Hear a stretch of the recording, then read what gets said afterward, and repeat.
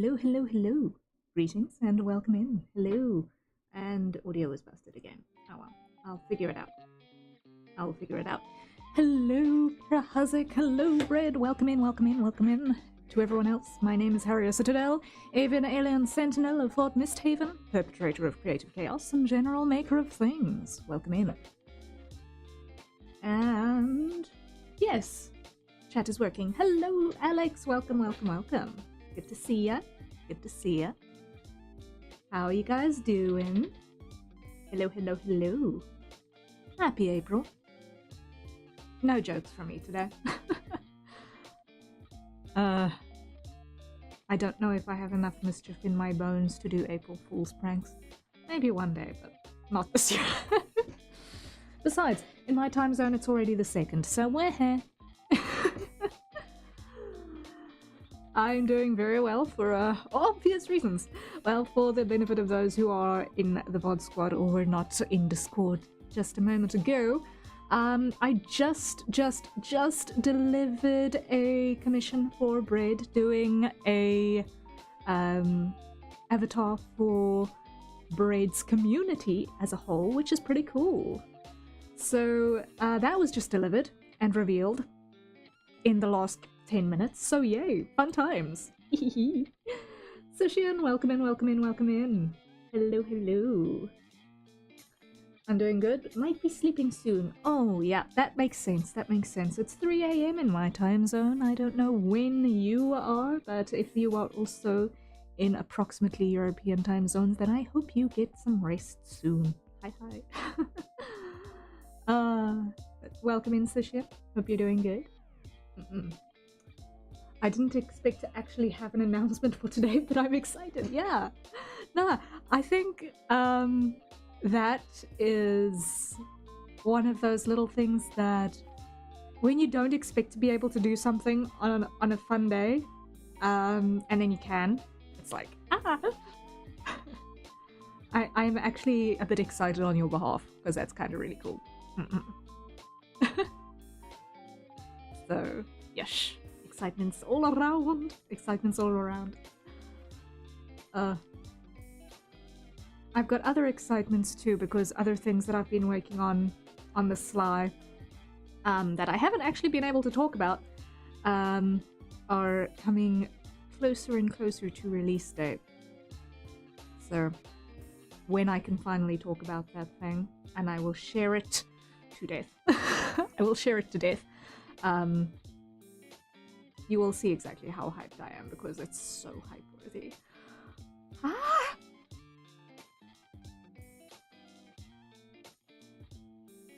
Granted, the majority of my work on the thing was done a while ago, of my part of the project. But I was busy with a couple of last-minute additions up until 2 or 3 days ago. I can't remember exactly how many days ago.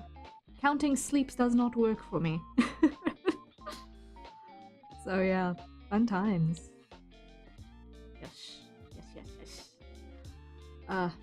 Also, are you proud of me? I finally figured out how to get my chat to be fresh at the start of every stream. Why? Because I had set it to not time out in StreamerBot, and that was not working. So I now have it on a 4-hour timeout. So 4 hours after stream, the chat should clear. So hopefully, chat is not dead for 4 hours in stream. But if that is the case, then you will see a 4-hour later disappearing message. Gasp. So yeah, finally got a clean chat at the beginning of stream time. Woohoo! So yeah, little improvements all the way, all the way, all the way. But all of that being said, I hope you guys are ready for something a little bit strange for today, because as part of our sponsored hours that Zany so kindly pitched towards Project Mystehaven, we are going to be doing some storyboarding. Ooh. Yes, because I count storyboarding as part of illustration work towards the main goal of having something releasable later. It's later, not just later, because it's a lot of work later. Later is relatively soon. Later is not quite so soon, but gonna happen. And later is I have no idea when it's gonna happen, but it is gonna happen. It's sort of like now, just now, and now. With now being the middle one. Now is like now. In a relatively immediate amount of time. Not like presently, but now. Now is probably sometime within the next 6 hours. And just now is probably any time before 10 years from now, at which time we've probably forgotten about it entirely. So, yep. That's the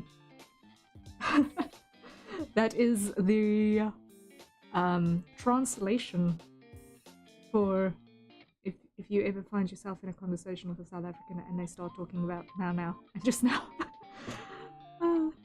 Because in everywhere else in the world, just now refers to recently but previously. Like it just happened.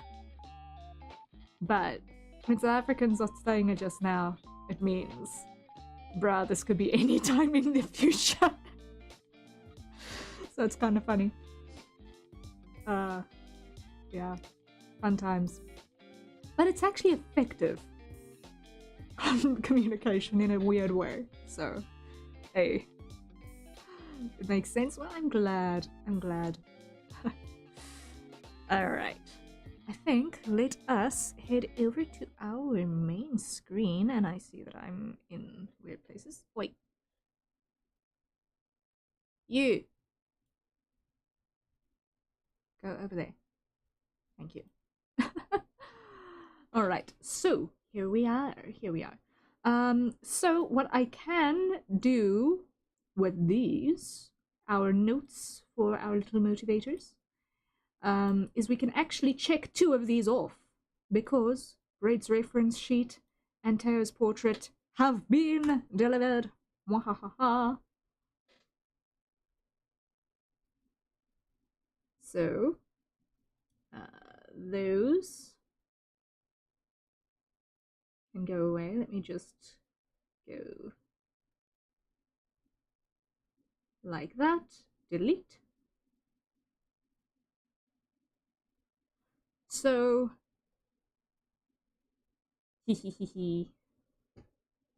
Final Fantasy fanbase sounds, yes!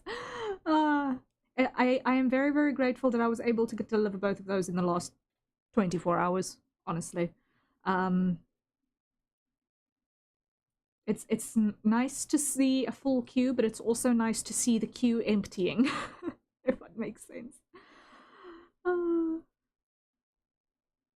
So, yes.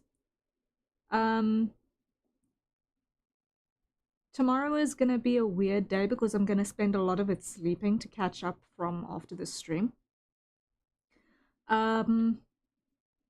But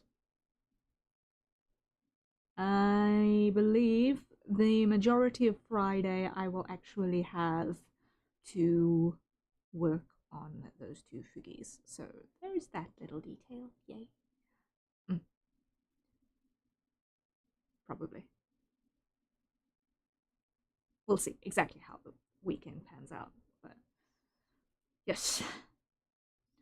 I know that the amount of time that I'm going to have tomorrow afternoon to work on things is going to be a little bit less.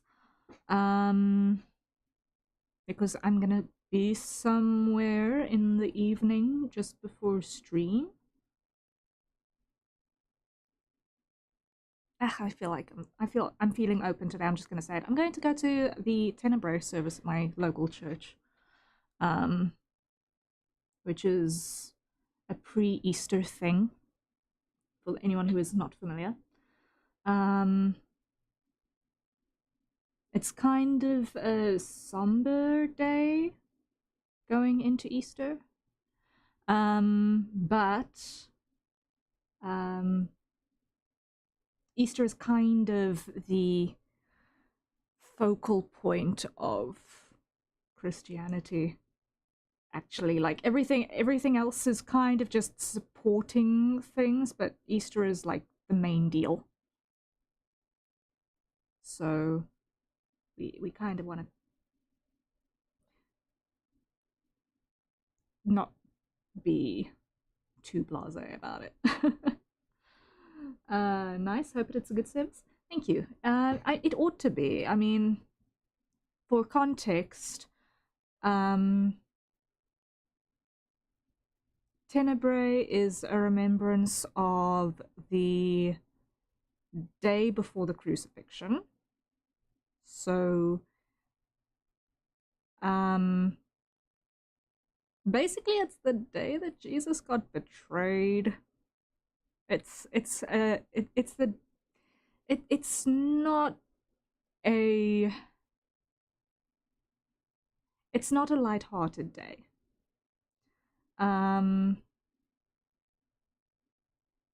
But it is important all the same. So, Tenebrae obviously means the night of darkness, because it is the darkness before the crucifixion. But it is all looking for or towards the victory of the resurrection on the Sunday. So, yeah, that is the deal in a nutshell. I'm not going to go into it more than that for today. If you would like to look into it more, you are more than welcome to. But yeah, just to give you guys a little bit of context for that. But yeah, let's circle back to what we're actually going to be doing today. We're going to be actually looking at our combat style for our dragon boy over here, our skirmisher, Tarn. So the skirmishers in Project Mystehaven are our all-rounders. So some of them are more attack-focused, some of them are more defense-focused, some of them are higher agility, some of them are ranged. It's a mess. They are really the, how can I phrase this? The unidentifiable middle class. They are not tanks and they are not the fragile ones, but they are your general all-rounder class. And each one obviously has their own strengths depending on what they are and what they have available to them in their personal biological / magical / tooling repertoire. Now, Tarn over here is obviously a dragon. He's got claws, both in his humanoid and in his, obviously, dragon form. He doesn't have wings, so there is that little detail. In terms of planning for his movement accordingly. So, I think in terms of what we could compare his feral form movement to, it would probably be something similar to a leopard. Something somewhere between a dog and a leopard. For a real world comparison at the moment. So what we're going to do is we're going to split up our move sets that we're going to plan out between human and feral. And we are going to split it out between a normal attack combo, a medium skill attack, and an ultimate attack. Simple 3-move loadout as far as what we were planning, and we need one for both his feral form and one for his human form, because we don't know which ones we're actually going to get used in final iterations of things, but having a move set for either which way is probably a good idea. We also don't know what kind, if any, of animation is going to be applicable, so we want to just make sure that we have everything planned so that whatever we do with that, we have a visual idea of how to communicate that properly either which way. So which are we more interested in working on first, the human or the feral moveset?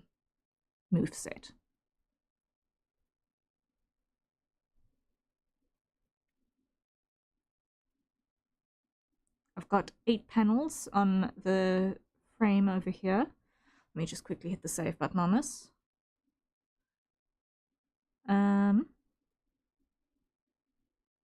File, save as, whip. Put this in the right place. Mystehaven, characters, Tarn, and call this move set storyboard. There we go. All right, folks, what are you more interested in? Human mode or feral mode? Which do you want to see first? Which do you want to see first? In terms of planning.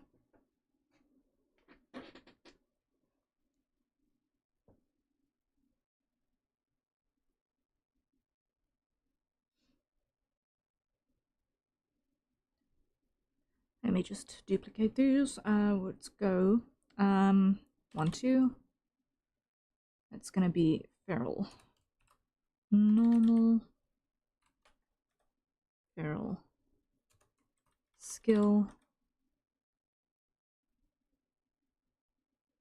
Feral. Alt. Okay, hard to say. I'm kind of equally interested in both. Okay.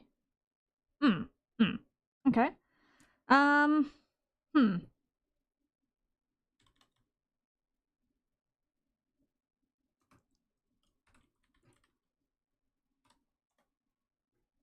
I think probably it will be easier to see the feral stuff.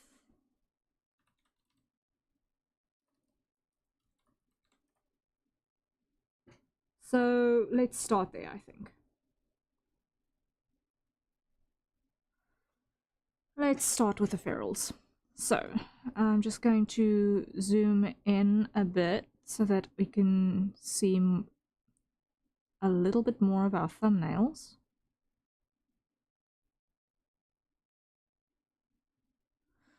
And I want black and I want my pencil. Yes, okay.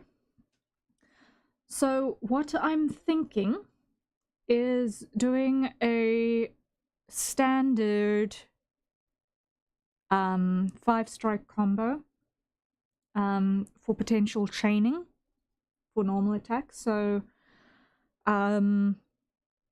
let's ideate on that first. I'm gonna try and see if maybe what we can do is firstly open this up. There we go.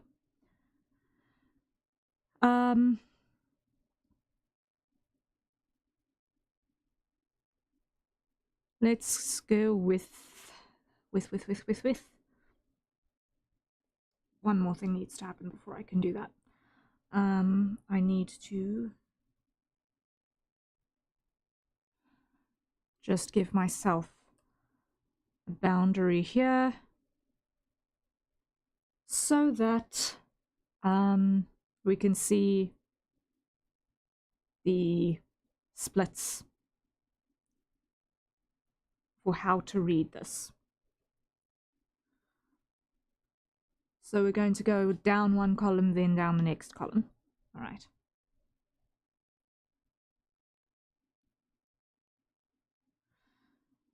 So I think what we're going to do is we're going to start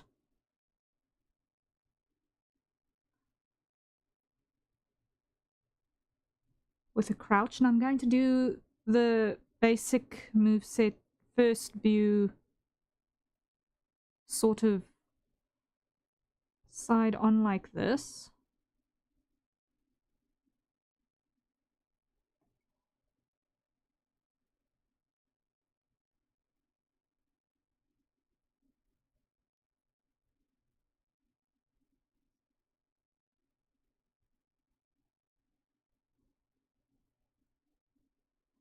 Just so that we can get a sense of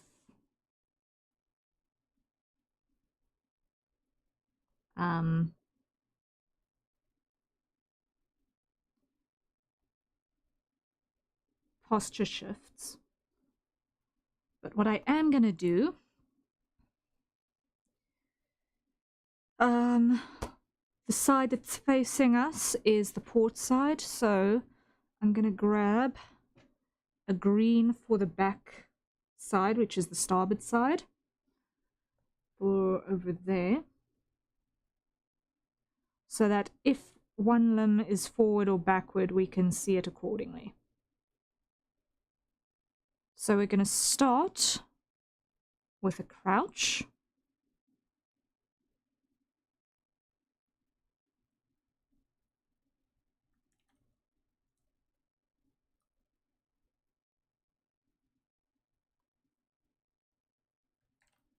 Or rather, a leaning back crouch.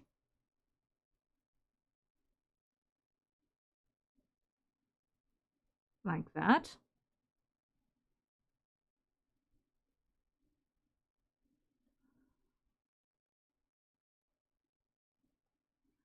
Then we're going to do a little bit of a forward lunge.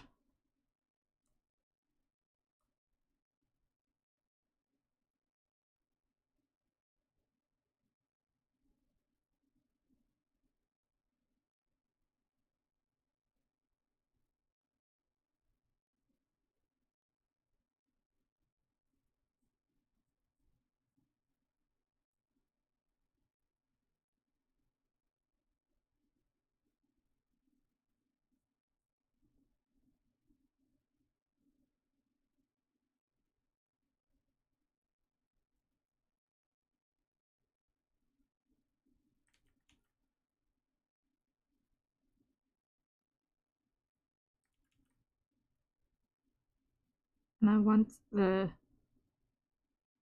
claws to spread sideways a little bit like this.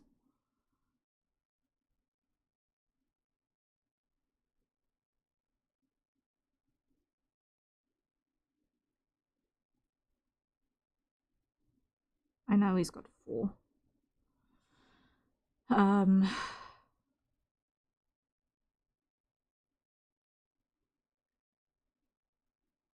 Let's see.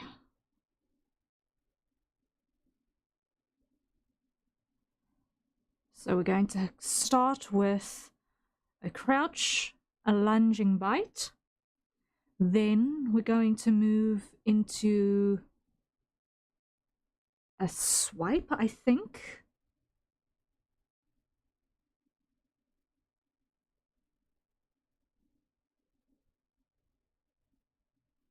So how will you prep for that? This one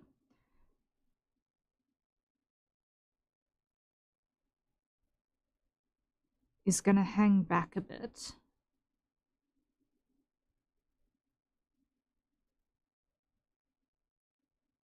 All right.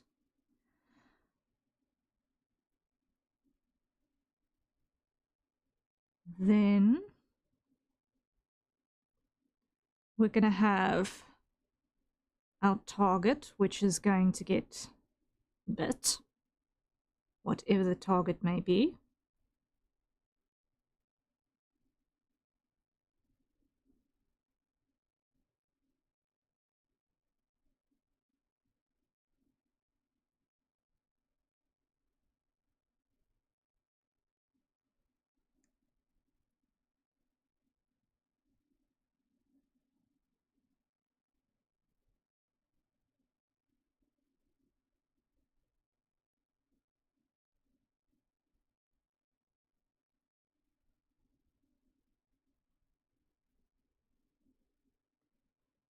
And this side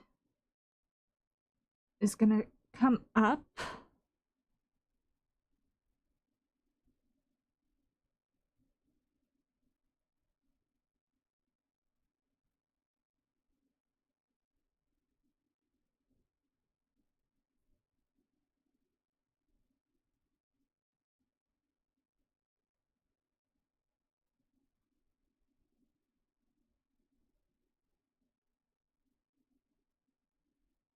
I'm not happy with that.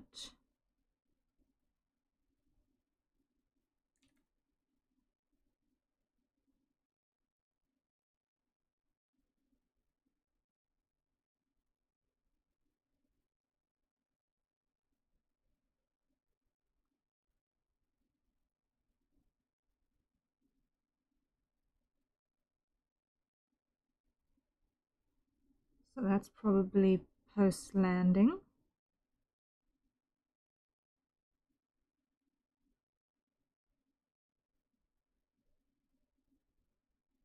Whatever the target may be. Chances are there will be a way to aim for a specific object on whatever the target might be, so no matter how big it is, we can sort of aim it to bite in the right place.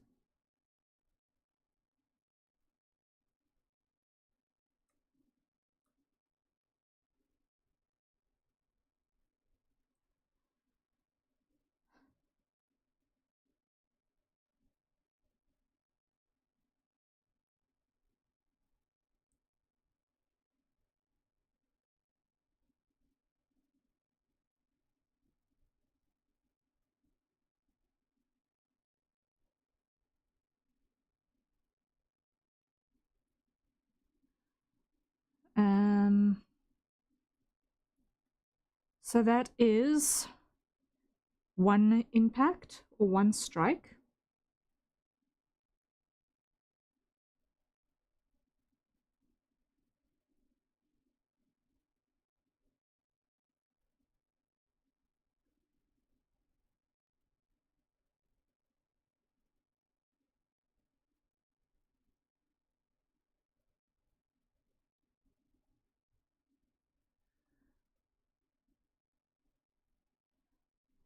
Then we're going to have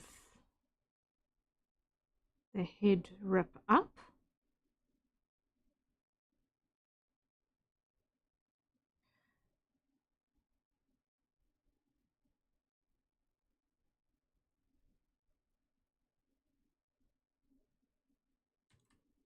No.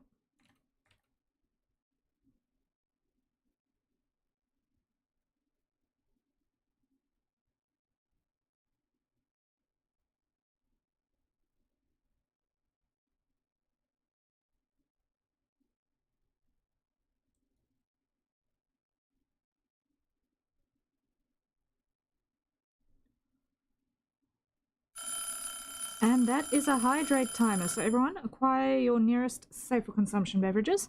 And let's take a sip, shall we?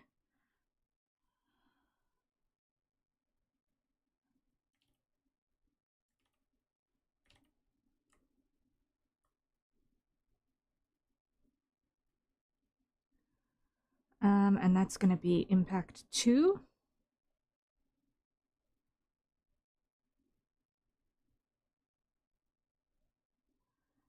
But I'm going to take this sweeping movement out because it's happening too simultaneously.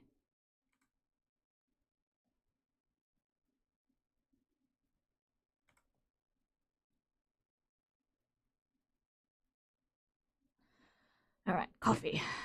Coffee.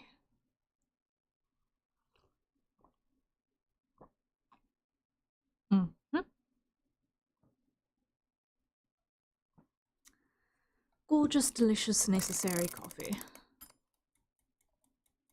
And reset the timer. Alright. Wait, can you guys hear the music?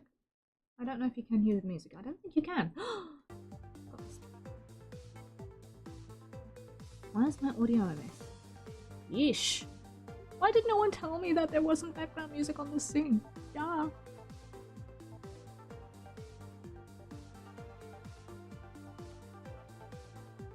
Oh yeah, it's audible now. Yeah, it was muted for some obscure reason. I forgot to mention. You know what, fair. Some general forgetfulness is kind of an ongoing theme here, so. Alright, so we've got a lunge into a bite for impact 1. Second strike is going to be a rip. That'll also do damage.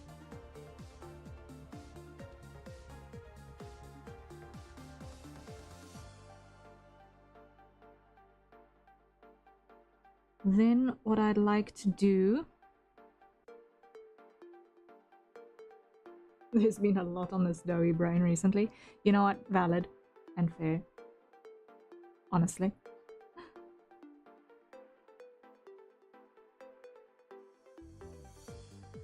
So... I want to kind of end this cycle off with a tail sweep.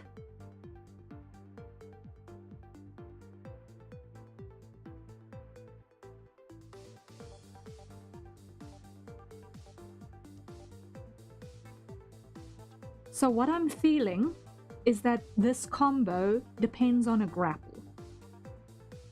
So you see how we've got Tarn holding the target the entire time?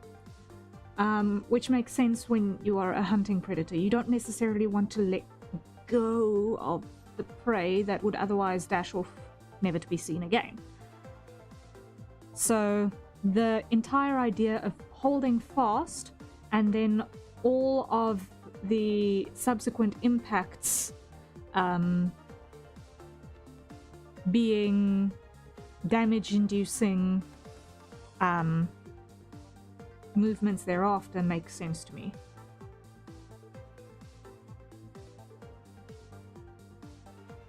So in that case, what we're going to do is we're then going to have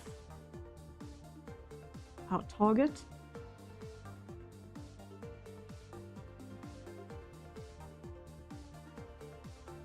which will then have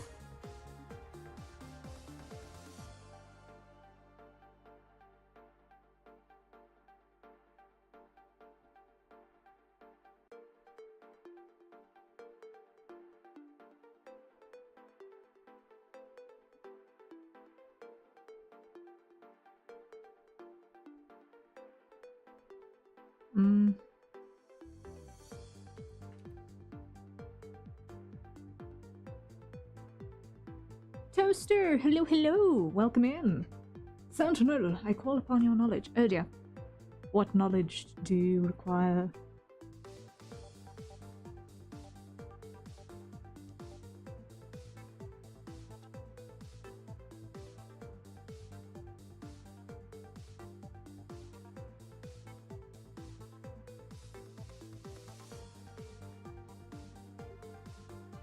An idea for a sound alert. Oh dear.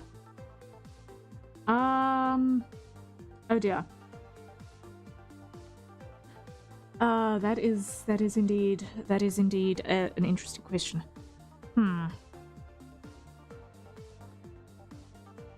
Especially considering that one of the reasons why I am not streaming on Twitch is because I don't necessarily deal with sound alerts. Yeah.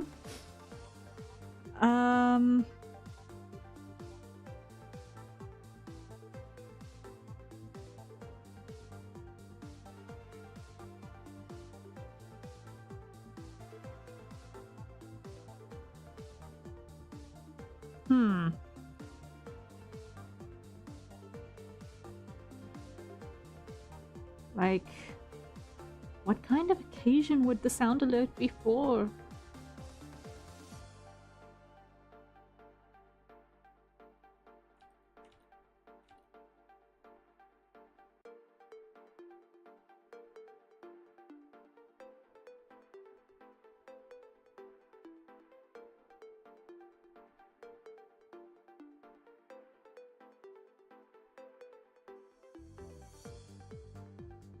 Getting raided. Oh. Oh.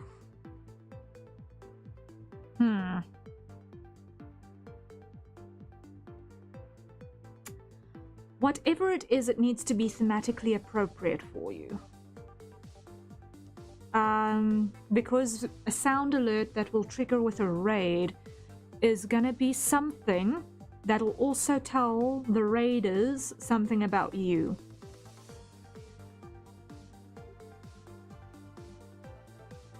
So it's a good time to potentially apply something that is appropriate for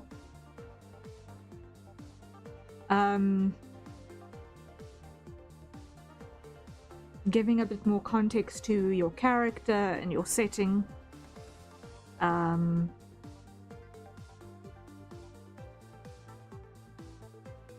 Then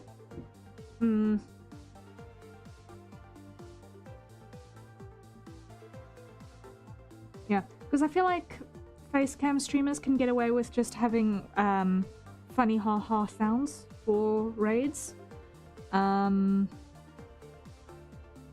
And the more casual VTubers as well. Harrier, you just made me remember what I forgot. Hey! I'm glad I could help you remember what you forgot, considering that I have no idea what you forgot to help you remember it. Haha!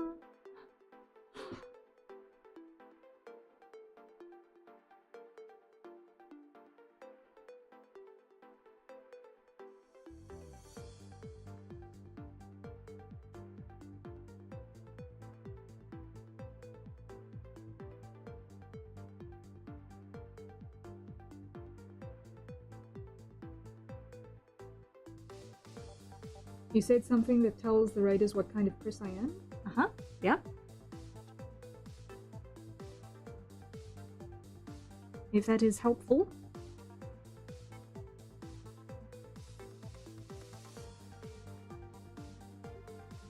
Then I am glad.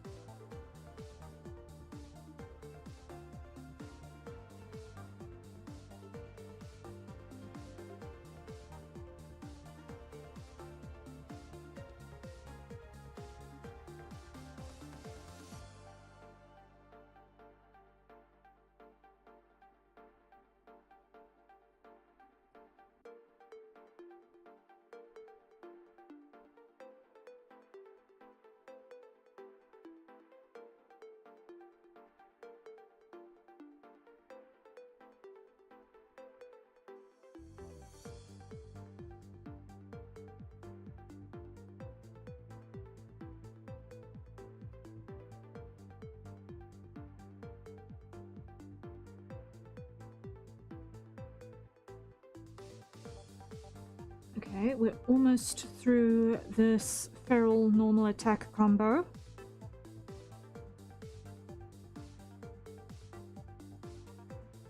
Leap, grapple, bite, rip with the teeth, rip port side, rip down starboard side. Then what we're gonna do is we're gonna have our target.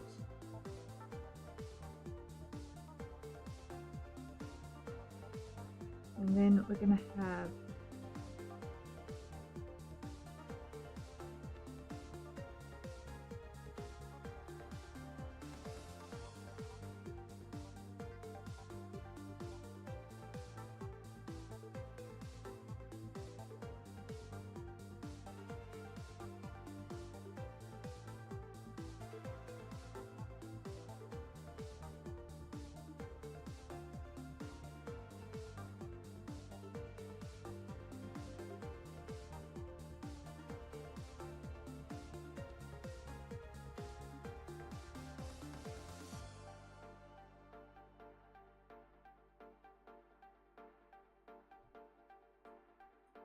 swing around.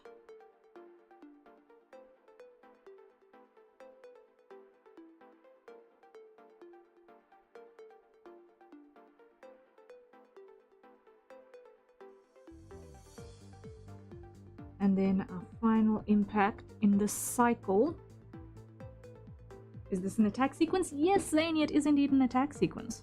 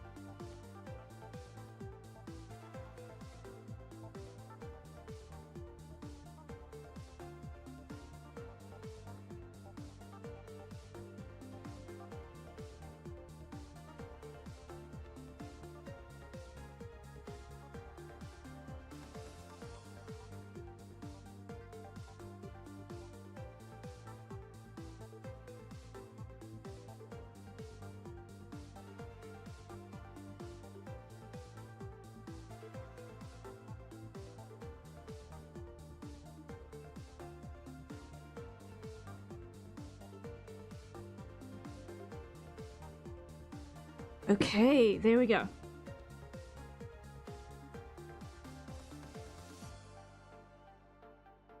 That will work.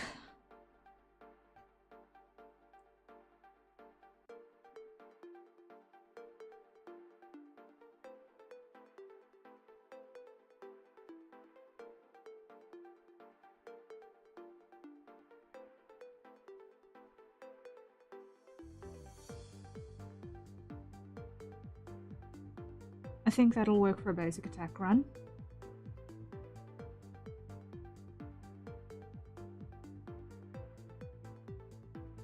Does this read okay? Does it read easily? I know I'm the only person who's going to need to decode these scribbles probably, but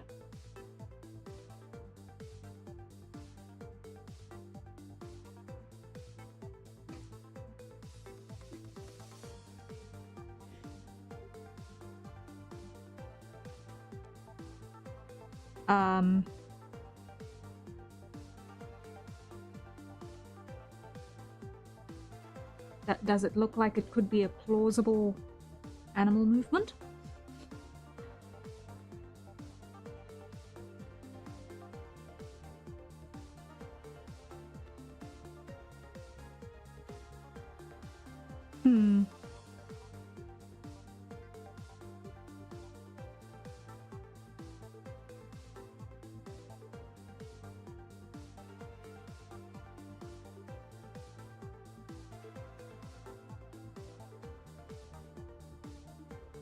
I think it does. Yay! Awesome.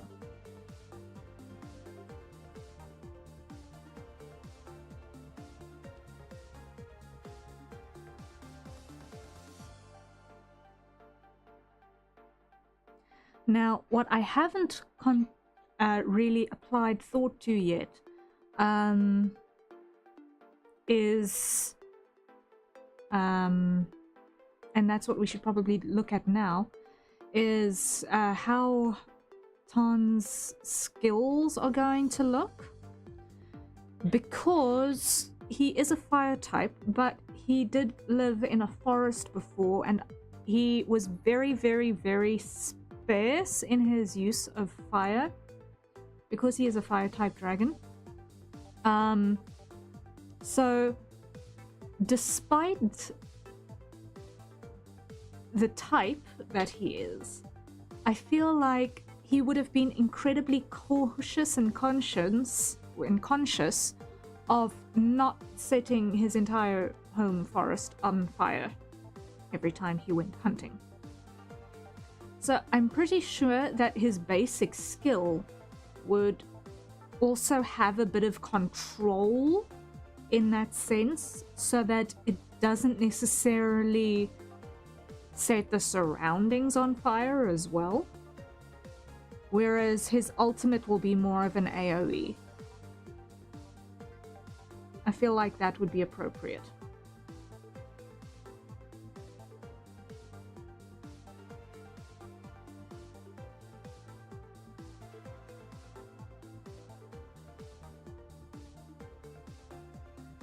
So, let's think.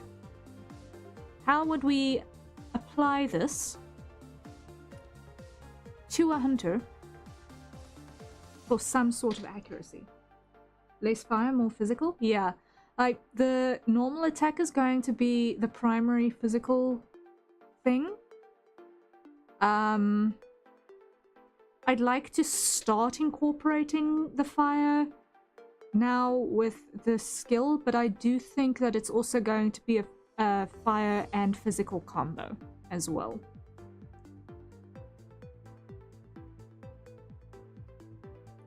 And this one might actually be a shorter movement set, we'll see. So let's think. If we've got our horizon over here, and we have our target.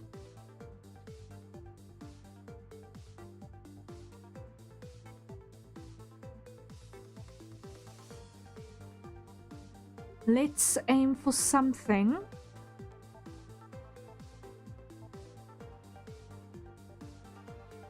that would be helpful for a predator on a hunt.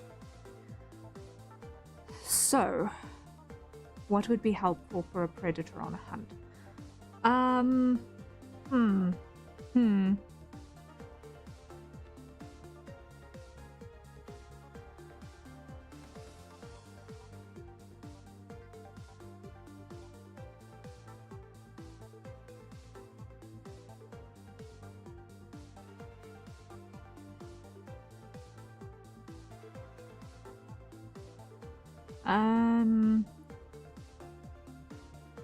I sort of want to think something that would restrict movement a little bit as well.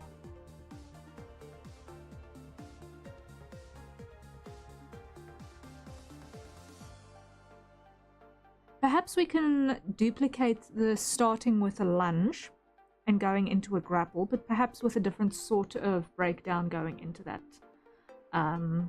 landing and grapple. Perhaps.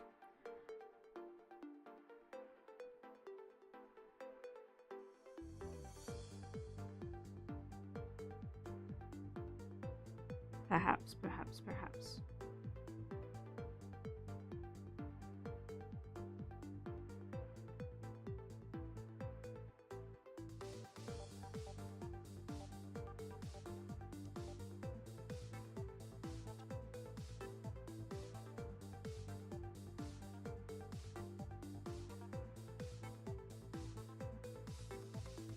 Unless what we've done is we've gotten the physical part of a skill set in this chain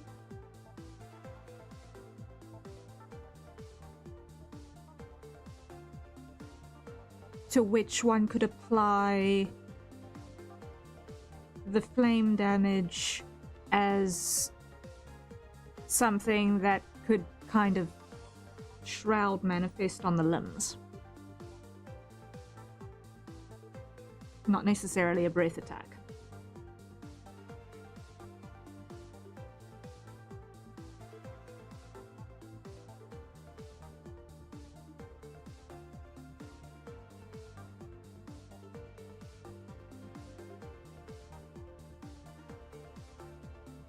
So maybe like his foreclaws would set on fire as he's holding on. And with each time he rips, there's a small, like, explosion or something.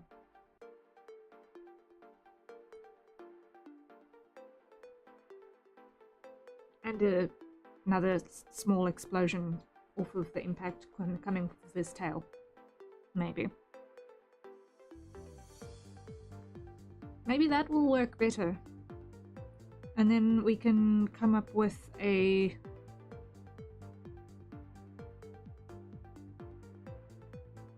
different normal attack chain that isn't as grapple heavy. maybe more swipes.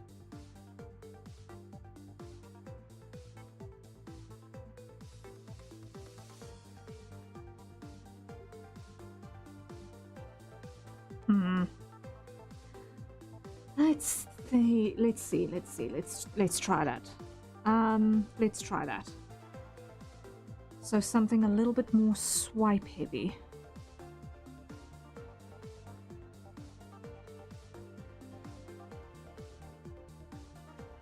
So let's open once again with a lunge.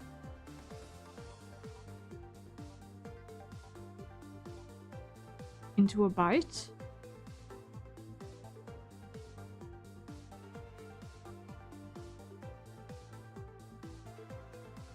I'm just going to go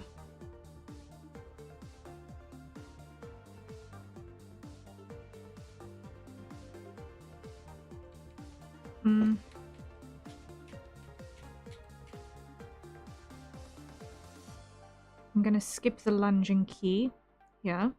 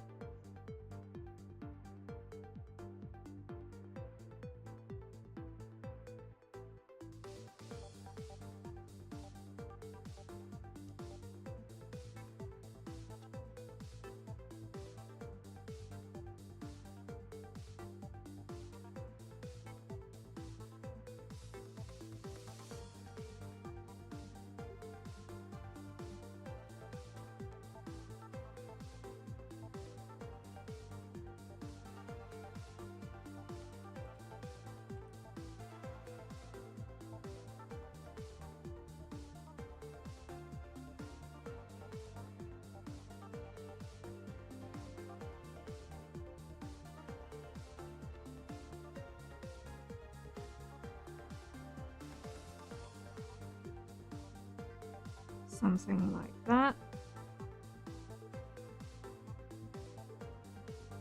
So, 1,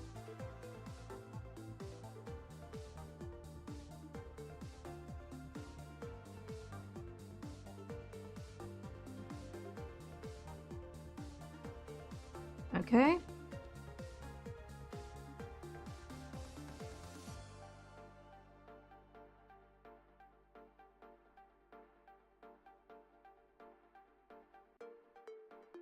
Now,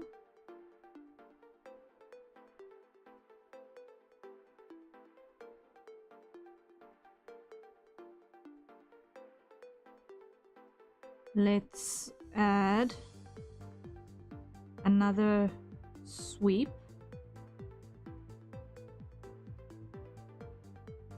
Let's do it this way around.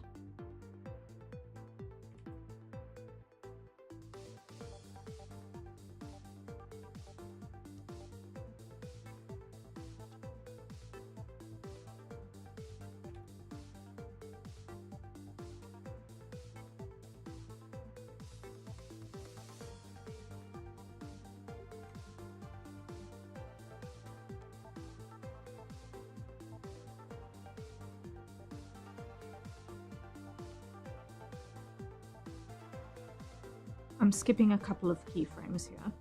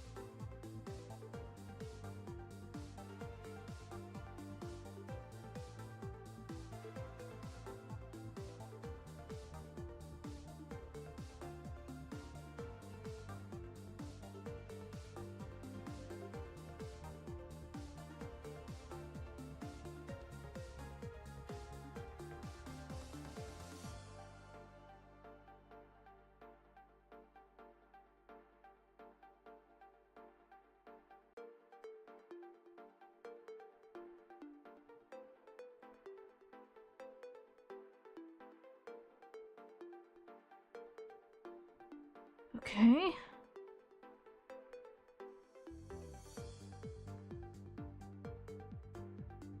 So that'll be a bite, a sweep, then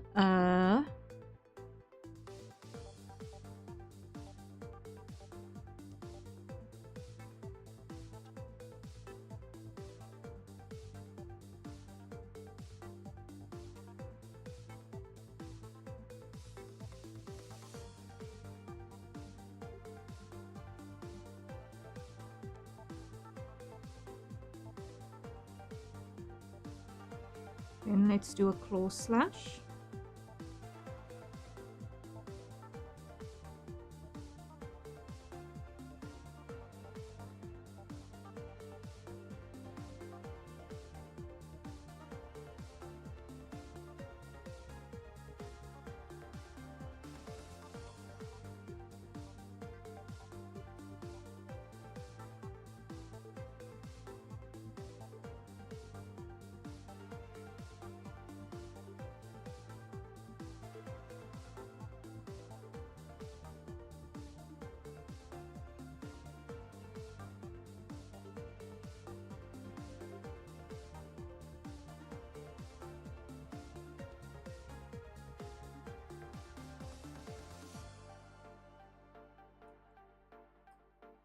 So we've got our target. And what I want to do is I want to just raise the arc of the head here a bit.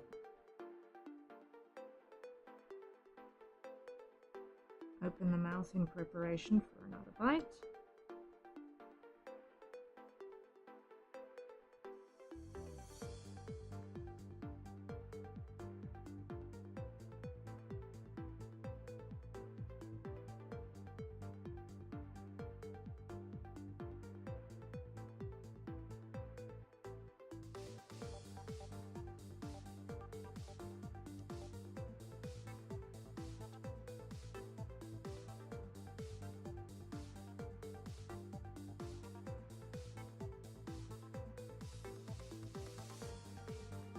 Then we'd go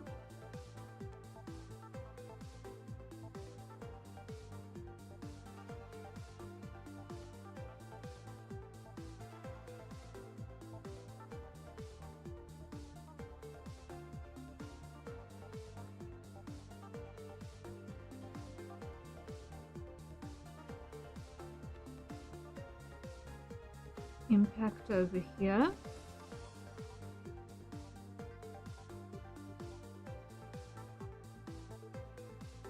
At this point, the rear foot is planted again.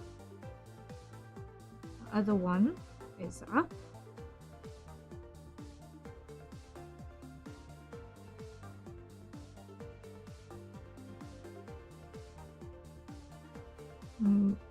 That forelimb is off the ground again.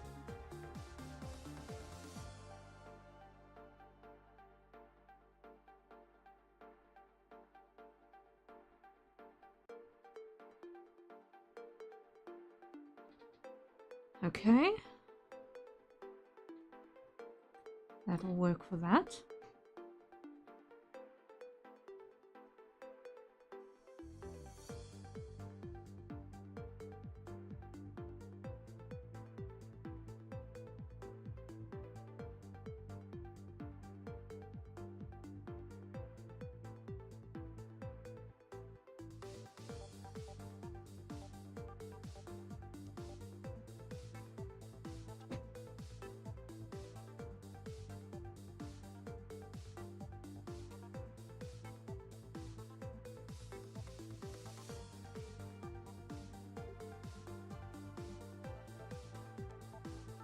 This one is planted.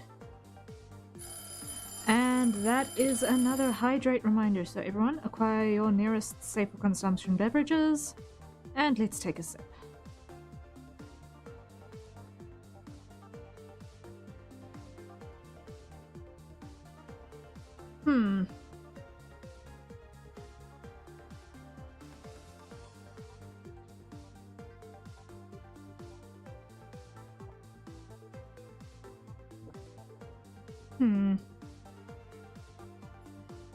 That looks a little bit more modular than the previous one, I've got to say.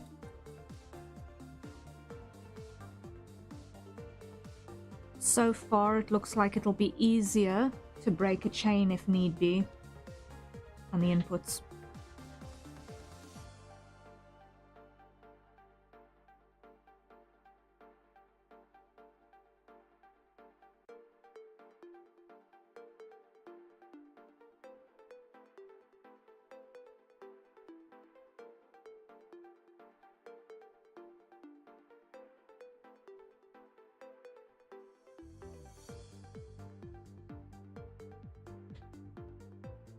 Okay.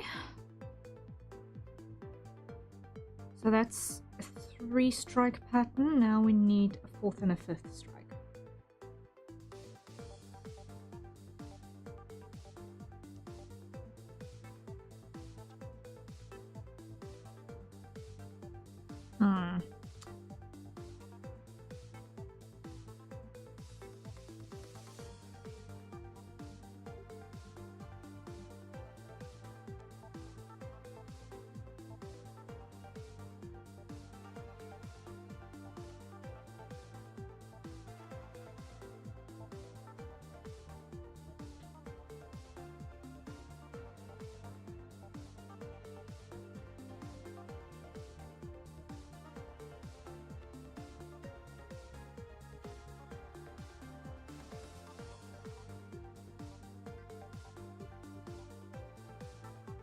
I feel like he'd rear here.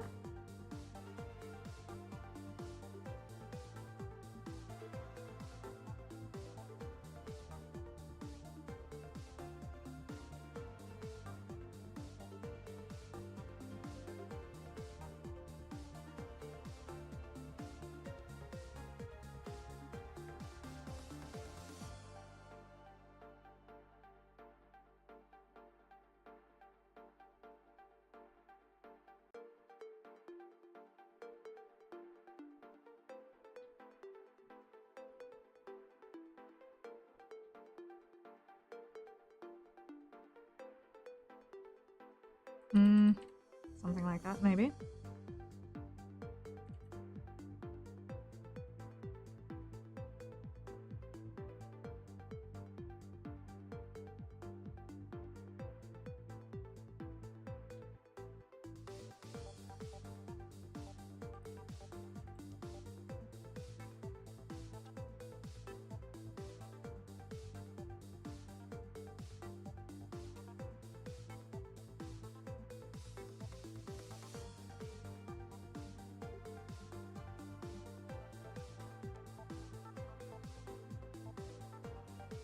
Tail would probably be closer to the ground for balance.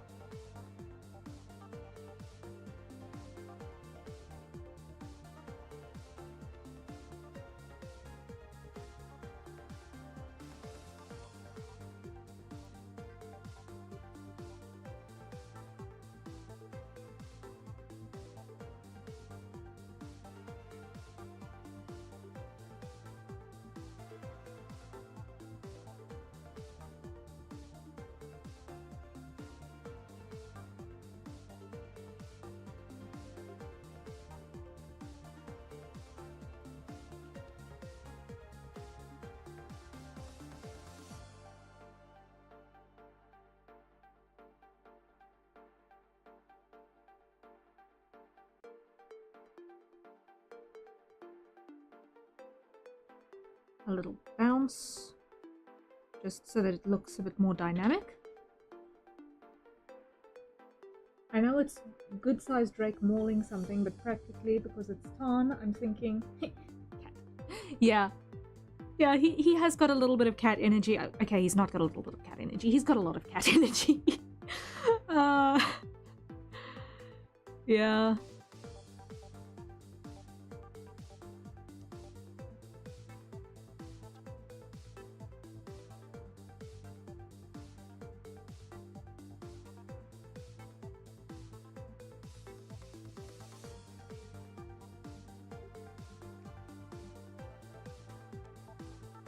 A part of that is all cats have a bit of dragon energy. That is so true.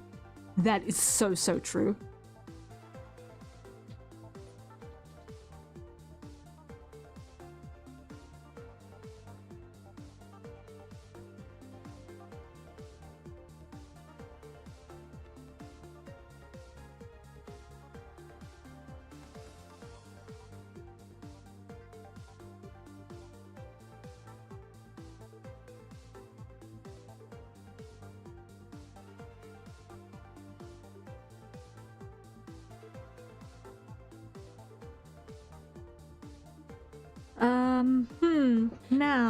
Now.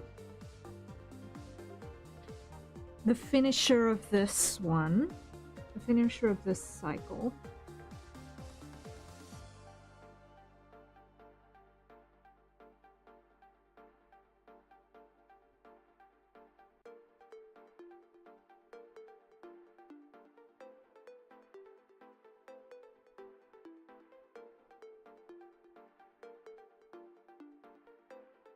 This definitely feels more like a normal attack cycle than the other one.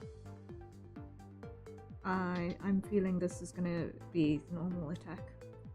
Let me just rename my folders accordingly.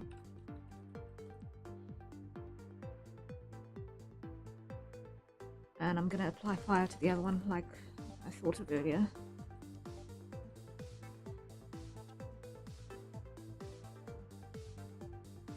Okay.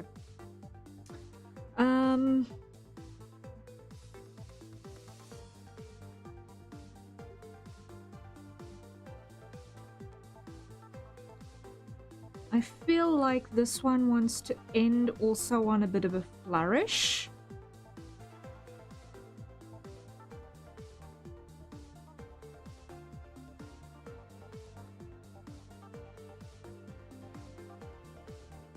So perhaps the smash also acts as a point to vault over to the opposite side.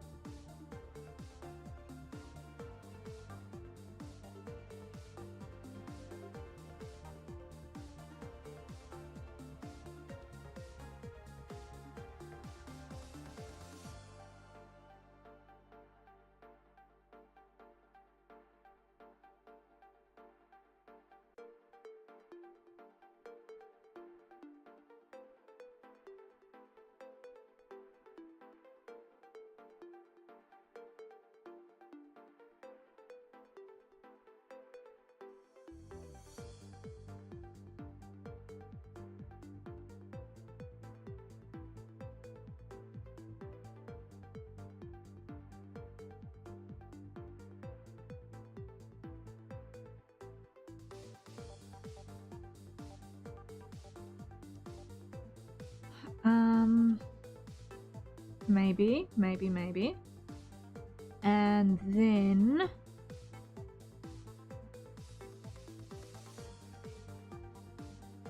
what would be the finisher here?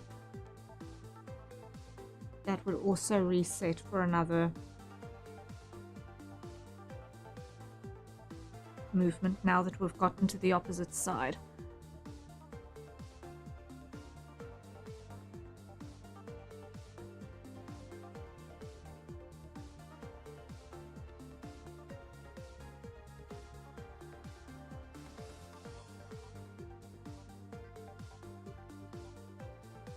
I actually think it wants another tail sweep.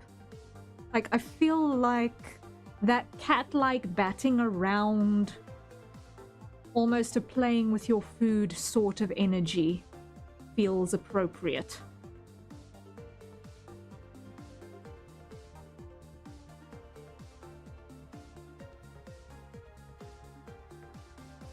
And tail sweeps, which don't use teeth, really give that I'm not trying to eat you right now sort of a vibe. But at the same time, I'm also thinking that monitor lizards are also known for swiping at things with their tails. So there's that. I see that, like, the continuation of the motion also resets. Yeah. Like, I feel like it wants to go and do basically another pivot.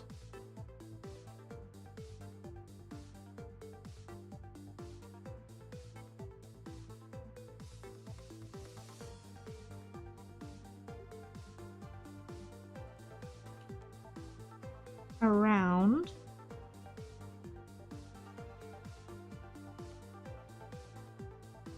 into another tail sweep.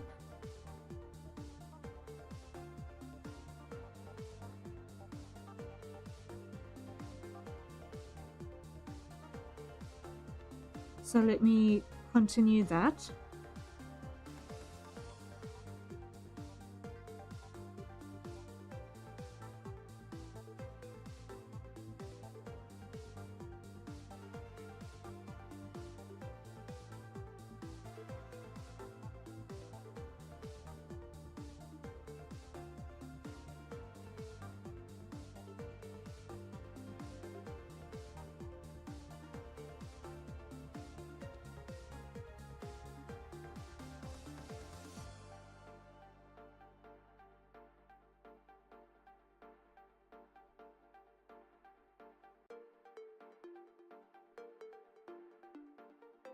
Bedtime? Alright, Toaster, rest well. Thanks again. I still have no idea exactly what I said that was helpful for you, but rest well. Hopefully you have an idea. That'll be fun. Good luck.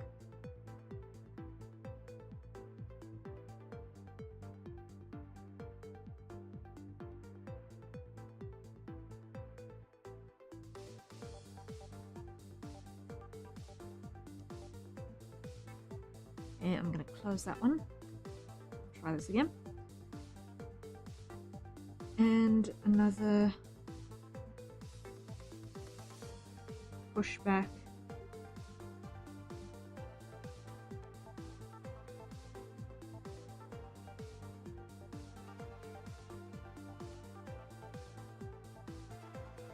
And tail sweep reset.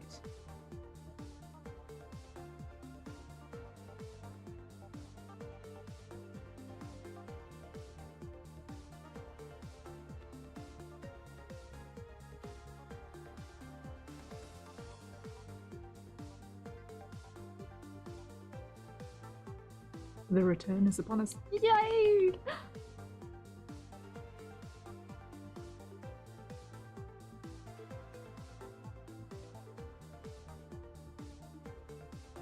Alright, let's have a look at this. See if this makes sense. Lunge into a bite. Sweep. Okay, this one. I'm gonna add notes. I need notes in the bottom as well. Where's my writing marker over here?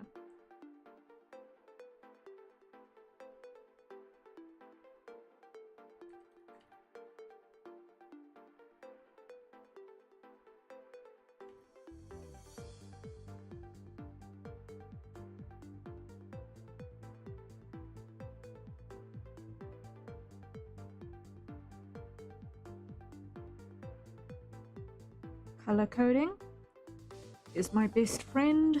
Red is port, green is starboard. So sweep port to starboard.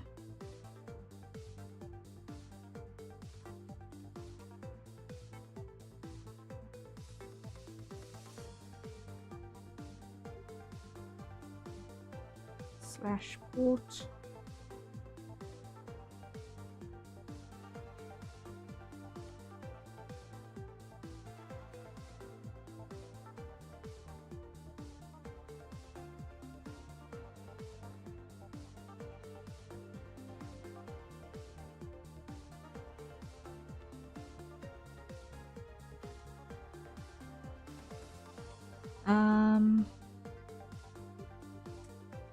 And then this is gonna be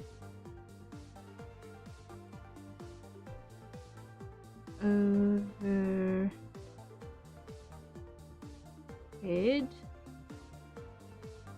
to starboard. No, overhead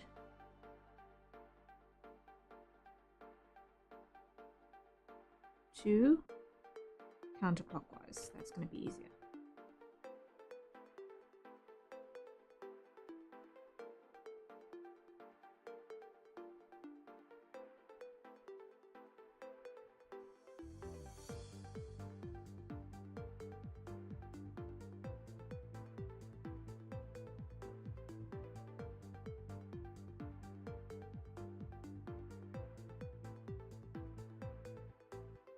And that's going to be a starboard to port sweep.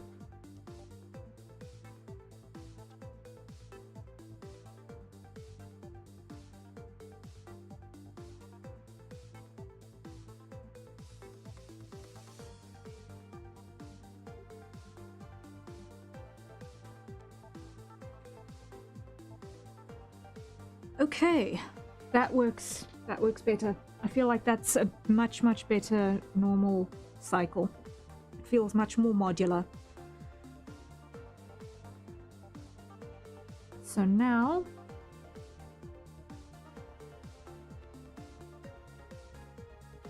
what we're going to do is we're going to go through to frame 3.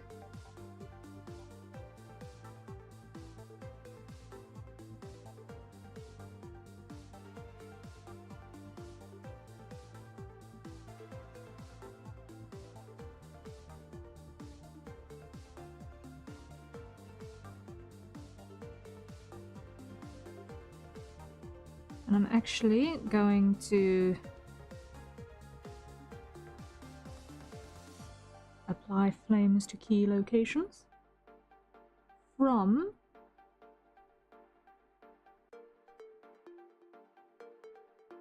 mid-lunge.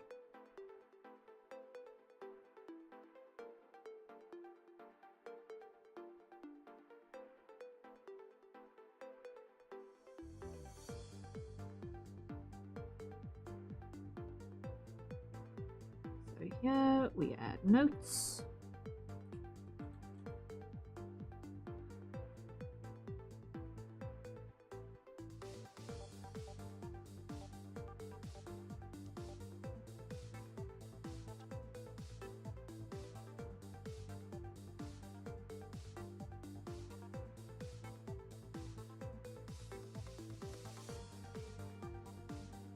Okay.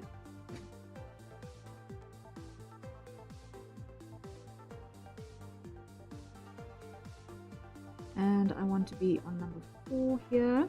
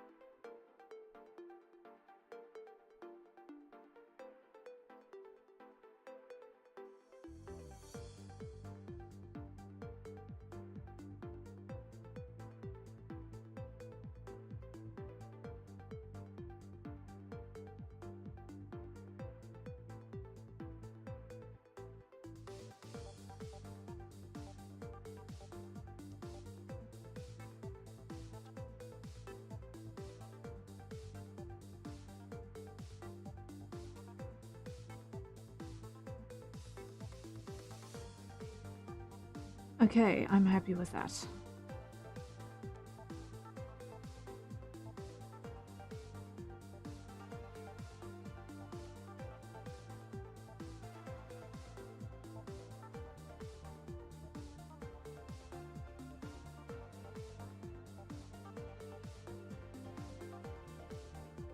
Okay. So I'm feeling like for our feral normal skill and main default chaining attacks, we've got a plan. Cool. I'm probably gonna save his human form for after I've given him a little bit more thought in terms of that, because he is a little bit more inexperienced as a humanoid fighter, for obvious reasons. Once again, he did not ever polymorph before coming to Fort Mystehaven, so he does not exactly feel in his most comfy fighting as a human. So I will come back to that when I'm feeling a little bit more certain about what his fighting style and moveset is going to be in human mode. So I need to write him a little bit more before then. So let's look at an AoE sort of attack. We know that he can sprout flames now from his foreclaws and from the area between the two rows of scoots on his tail. Scoots are these little wobbly scales, the bumpy scales that you know from crocodile and alligator backs. Sure. What can we do with that? What can we do with that?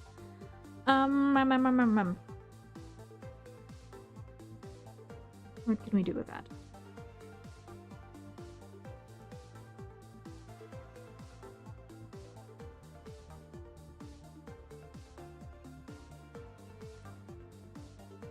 Notes.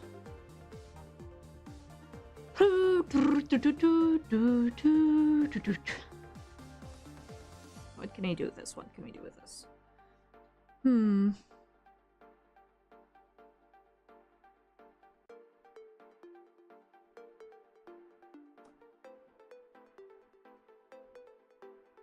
Now the alt.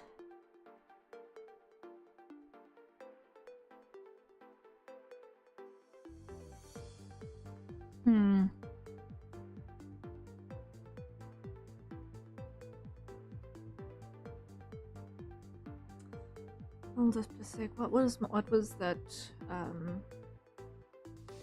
setup that I had?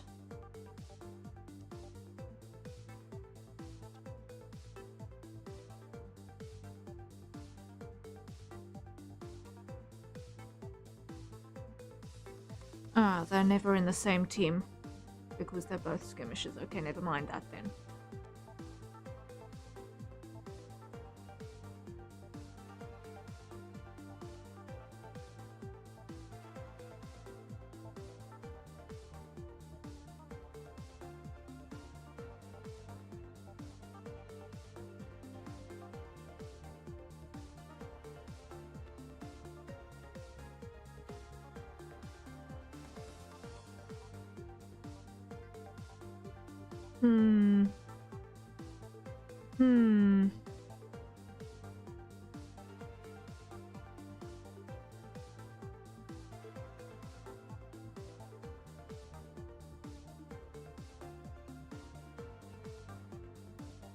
Okay, I'm thinking that's not gonna fly. I'm going to make an adjustment here. That's a job for later. That's a writing issue.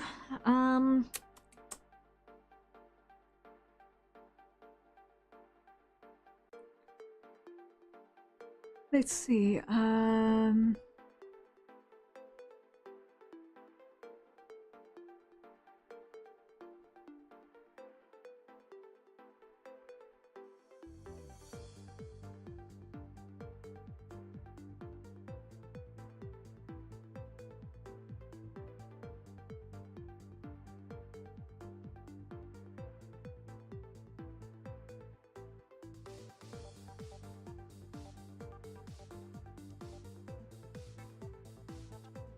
How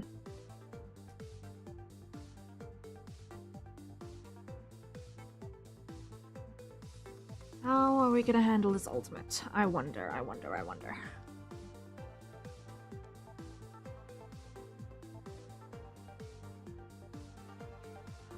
We know we want something that is gonna be an AoE that restricts movement.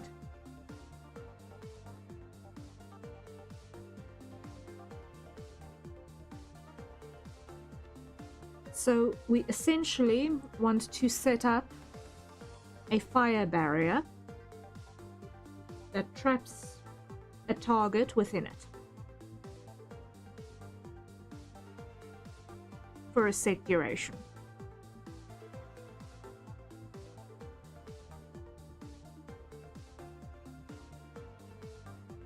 And then part of the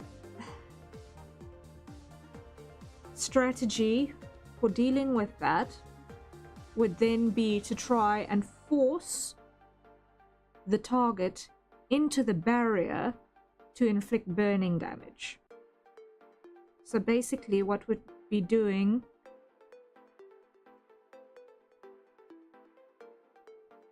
is setting up an anvil for a hammer and anvil type attack pattern.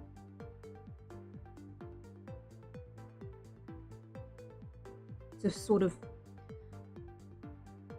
create a barrier, force the target into it, and then block it off from escaping from the other sides.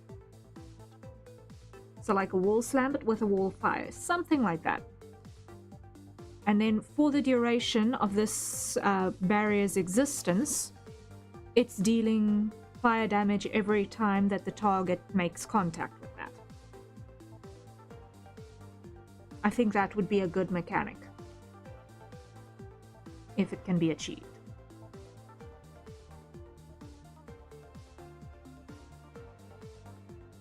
And then the player control aspect of it, should that be applicable, would be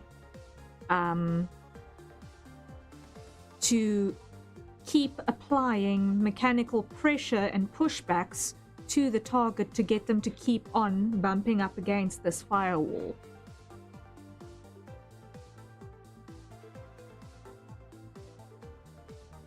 I feel like that would maybe be a strategy and that would work for that.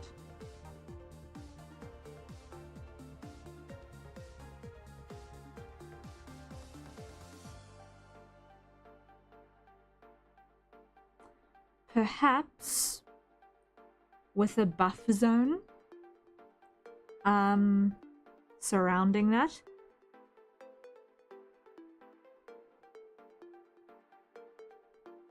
As well.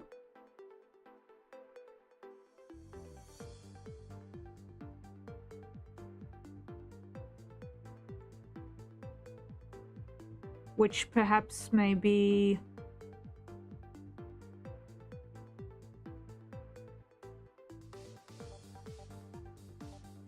increases attack speed or something, like a buff zone.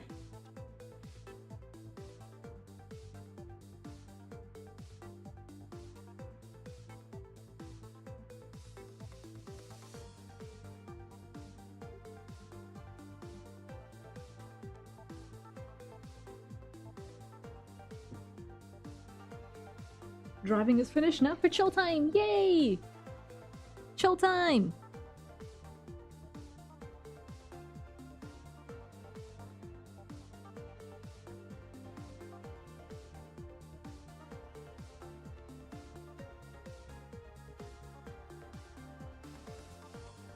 I feel like when one is designing something like a combat mechanic, seeing how it would be used is an important part of actually coming up with how it will play out.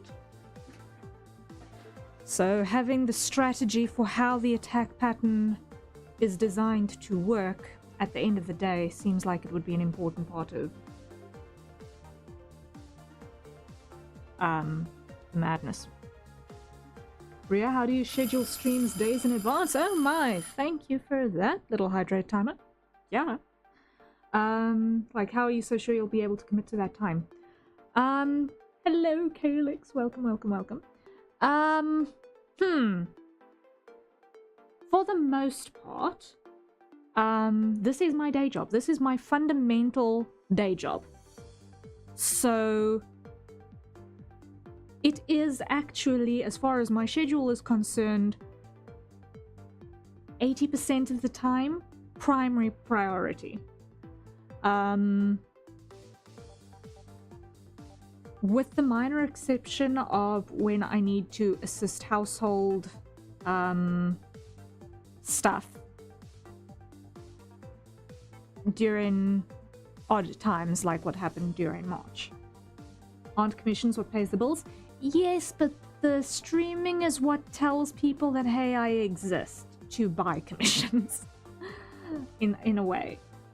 As well as, you know, is proof that I'm not using generative AI for my stuff, and also lets people see what I'm doing sometimes when I'm doing commission grinding on stream occasionally.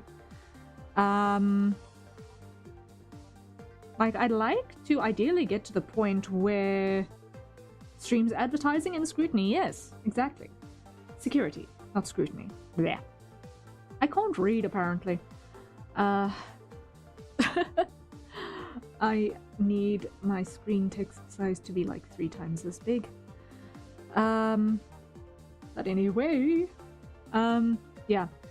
I feel like ideally at some point down the line, I'd like to get to the point where what I do on stream, and the Mystehaven stuff is enough to, on average, cover the most basic stuff, so that the commissions is more the gapful. I mean, a little scrutiny, but in a good way. Yes. But yeah, I'd like to ideally get to the point where the work on Project Mystehaven and the streams associated with it and the YouTube memberships, when we eventually get that qualification and all of that, I feel like it would be ideal if we can get to the point where that's the bread and butter. Because then commissions are gapful. Streams also work as pocket money, even though only pennies right now. Yeah. So one day I'd like to get the ratio of which one is primary income and which one is secondary income to invert. Which is another reason why I've kind of stopped multi-streaming to Twitch, so that I can actually grow the YouTube a little bit more. And why I'm putting a little bit more focus into actually showing what's happening in Project Mystehaven as well at the moment, because I really want to grow that, make content about it, aim towards the project being the fun thing. And yeah, that's the plan in its roughest and least colored in form.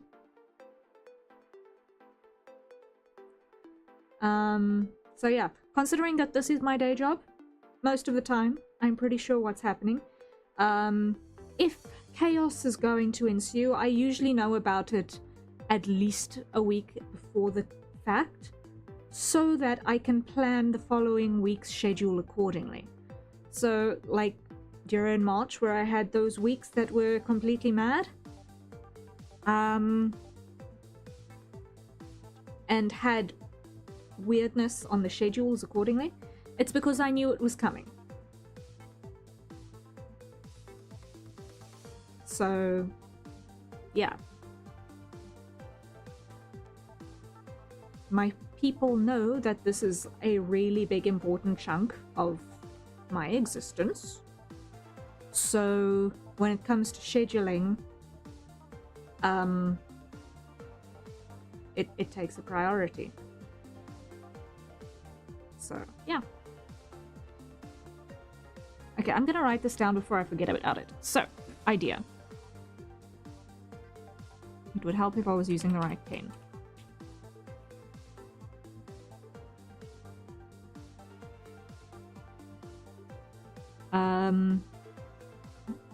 Area wall deals damage on contact.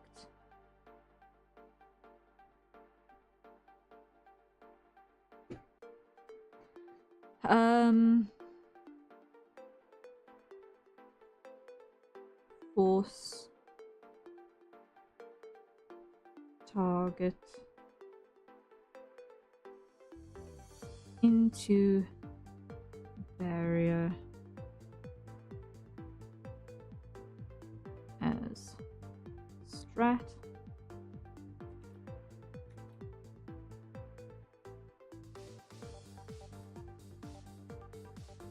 AOE zone normal attack.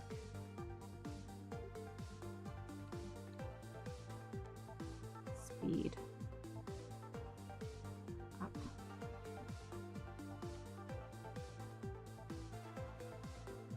I feel like that is a reasonable sort of mechanic.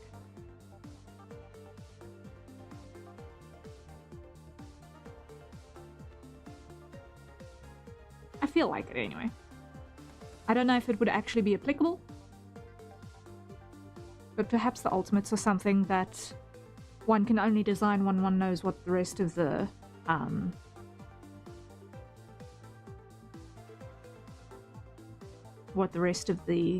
combat scenario is going to actually look like.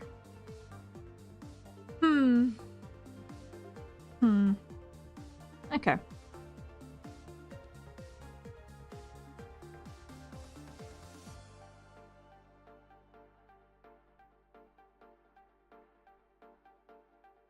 Yeah, because we don't actually know yet exactly how this is gonna look in practice. Save. Yeah, effects and mechanics feel like something to be prototyped now, nailed down during game dev. Yeah, like, I like this idea, but I'm scared of actually storyboarding it out beyond grabbing that at this point.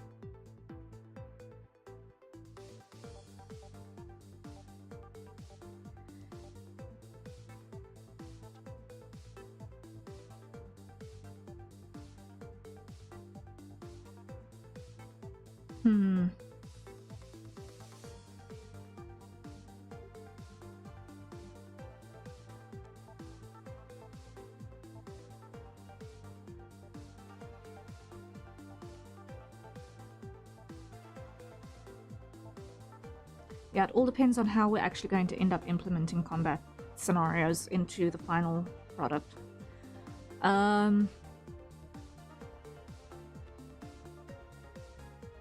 We'll figure it out when we get there, right? Actually,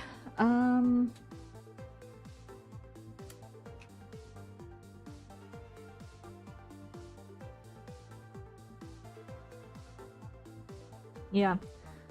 I think I'm going to put a pin in the ultimate for now.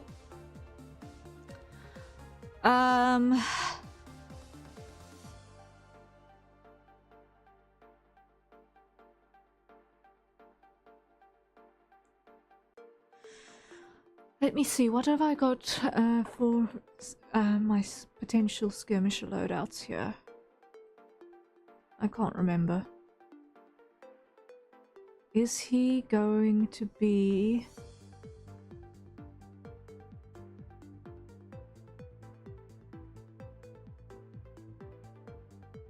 an armed class at all, or is he going to be a...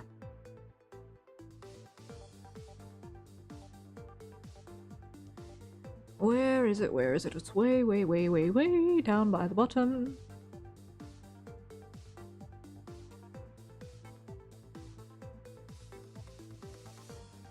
Weapons. Skirmisher Brigade. What's we got? Yeah, I cannot imagine him using any one of these weapons. Wow. Oh dear. Question about the combat. Do you plan to have the combat be turn-based? If so, will it be standard turn-based, similar to something like Pokemon, or dynamic turn-based, similar to Honkai Star Rail? I don't want to do turn-based, because I personally find it incredibly boring to play. I personally find turn-based incredibly boring to play. It's great for if you've got an idle thing on the side, but I don't like turn-based gameplay, really, all that much. Like, it feels slow, but at the same time, you've got the stress of navigating menus. I remember that from my previous attempt at trying to play the original Final Fantasy VII and Final Fantasy IV. The turn-based combat was something that was both boring and stressful at the same time for me, and I did not like that. I feel safer button mashing as a bad player. Like, button mashing, you've at least got a half a chance of maybe landing a couple of good combos. If you are actually a terrible player. Like, I know I am. Right? So in that sense, the real-time combat seems to be something that is more appealing to me. Whether I'm actually functionally capable of implementing that shall be seen. I'm not going to say it's impossible, but I'm definitely going to need to see how I can get it right. What also would need to be seen is whether it would be a single on-screen character rotation mechanism like in Genshin Impact, or whether it would be a whole party with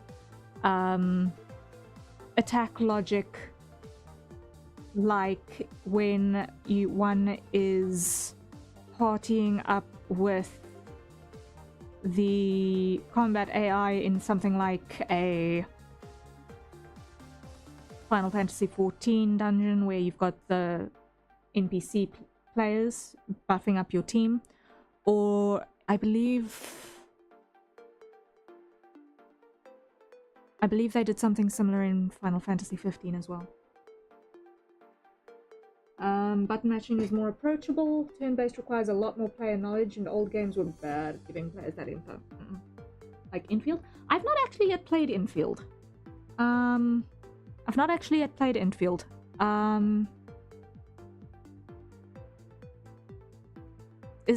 think that's on mobile as well, right? I think it's mobile only as well. I should probably get it on my emulator and see what it's like. Probably.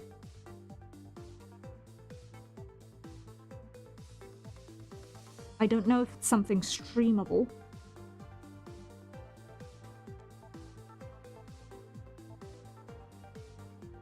But,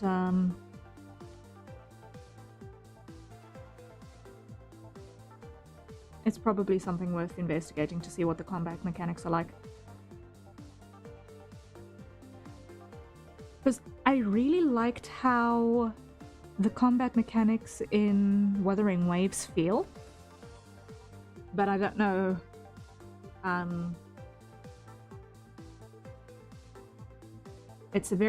because it was so player responsive as well. I think it's also going to be something that would be very difficult for me to emulate as a new developer. 15 and 3 had 15 had 3 additional AI party members who you could tell to use skills or who would heal you when down. Yeah, I somewhat vaguely remember that from seeing about 15 minutes of someone else doing a playthrough. I haven't seen it myself, but combat sounds like what you're describing from the party-like system. Then they added an upgrade to let you play as any party member whose DLC story you have. Ooh. And man, did that wreck the game balance. Oh boy, I can believe that. I can believe that. Enfield is on PC, if I recall correctly, given what I've seen so far. I don't think it would play well on the phone. Okay, because I've actually gone to the Enfield website and I only see it on the mobile storefronts. Hold up, let me go look. Let's go look. Let's go look.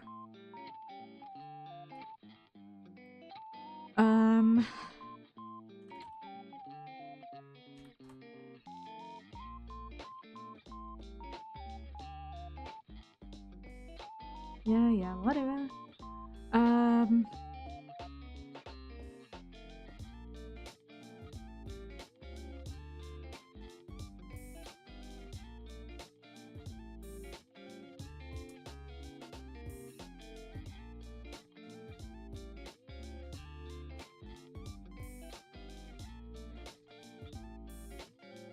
One of the DLCs played like a third-person shooter. Main game was balance and hack and slash. Oh yes. Ah yes. I bet. What's his name? The one that looks like a chocobo? What's his name again? I forget. I feel bad for forgetting.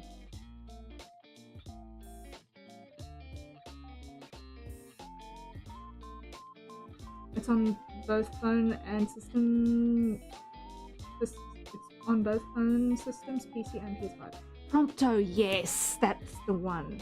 Yes, it was his fault. Yes, I forgot Prompto. I knew it was. I knew it was an unusual name, but I could not for the life of me remember what it was. I remembered he looked like a chocobo. That was it. Like he was the Team Cinnamon Roll, if I remember correctly. Like, I'll be honest with you guys. My experience with Final Fantasy 15 was mostly lived vicariously through cosplay friends. So, I learnt about the team via cosplayers. So, I got to know Noctis and Ignis and Gladio very, very well via the cosplayers, but not Prompto quite so much. I still want to actually experience the game, but I don't know if I'm going to ever get to it. Be right back? Okay.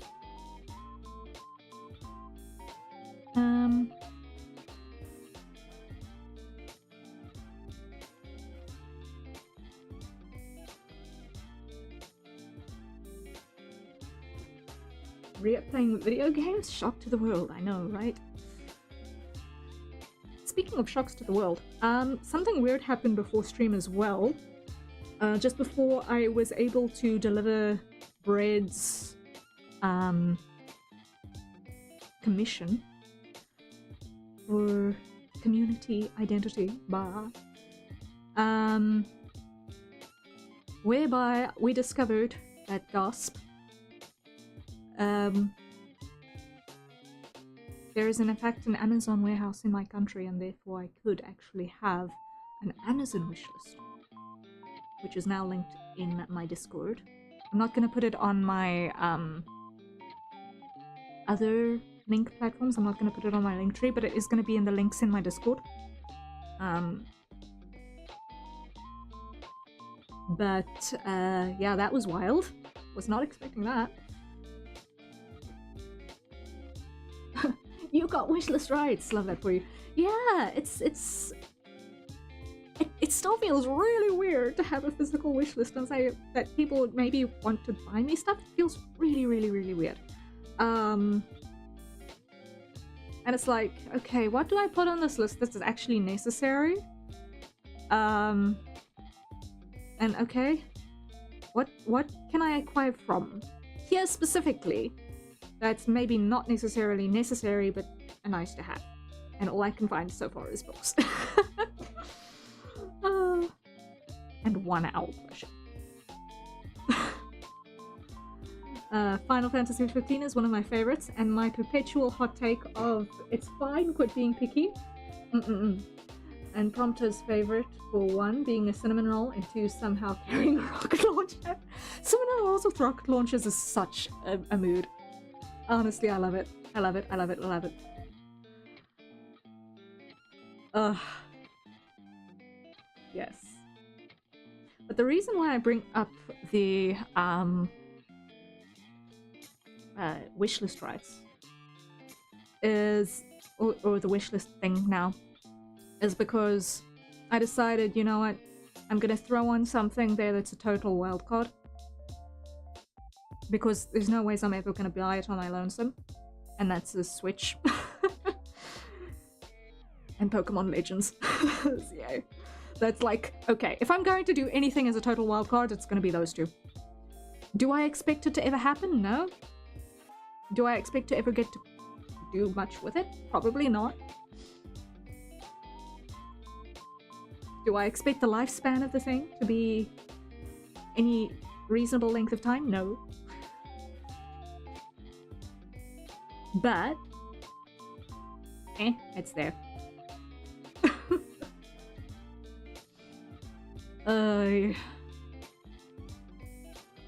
Because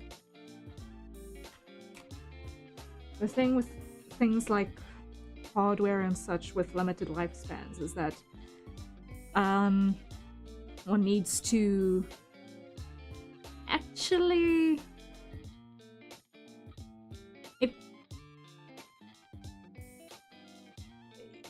one needs to get onto the thing in the time span when it's still alive. And frankly, with Switch 2's release now almost a year ago, right? Almost a year ago. I don't know how much longer the original is going to be manufactured for or supported for or any of that madness, or how long the games are still going to be available for. So it's like, I don't know if it's going to be even possible, but it's like, okay, this is now in like end of lifespan. If you're gonna try it, last chance type vibe.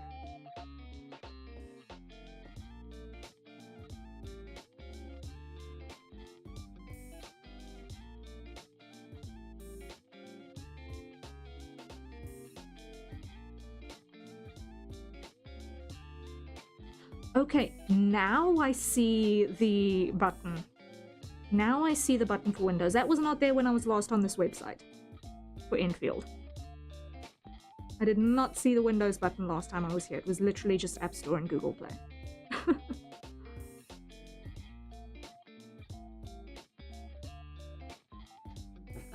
Fortunately, the Switch 1 and 2's eShops are linked, so that will be supported for a while. And that's good to know. Okay. Awesome. Awesome, awesome, awesome. Okay. I will give Enfield a try. We'll make a gap for it sometime next week. We'll give Enfield a try. See what it looks like.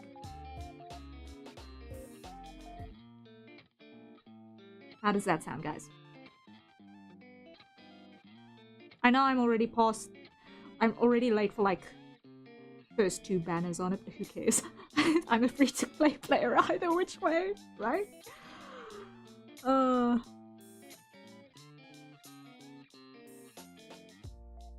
And it's like I'll probably pop in once every what, 5 or 6 months for like 2 hours. Oh, that sounds like my gameplay in a nutshell.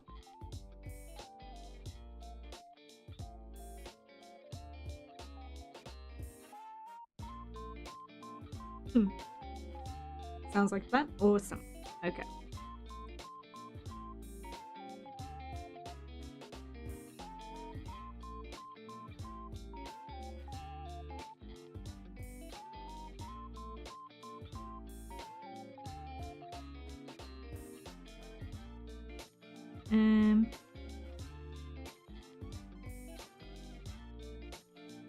Let's see.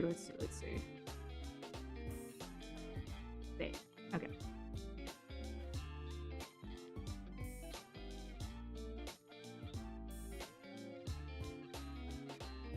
Okay, I'll deal with that later. Okay. But yeah, so that's weird stuff that is happening and on the game plan. But yeah. So, yeah, I am still gonna see if we can get the last 2 commissions in the queue for this week done. I'm not sure if I'm gonna be able to do it in the run of tomorrow before stream, but definitely, I want to have both of those delivered before end of day Saturday. Why? Because targets! We have targets.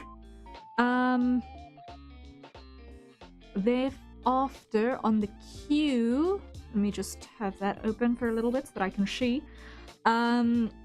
Obviously, we have still got a lot of work to do on Sishian, and we've got a lot of work to do on Zany's character design madness. I'm gonna move this one into the work in progress bin.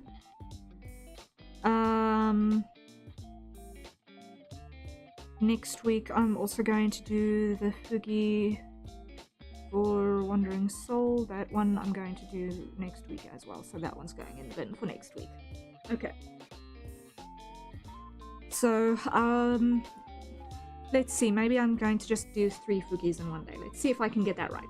Can I do 3 Fugis in one day? On Friday. Or Friday over Saturday. I should be able to get 3 Fugis done in that time. I should be. And then I need to go full speed ahead with Sishian, because Sishian is fully paid up and due come the end of April. So I need to really put shoulders to the grindstone on that one.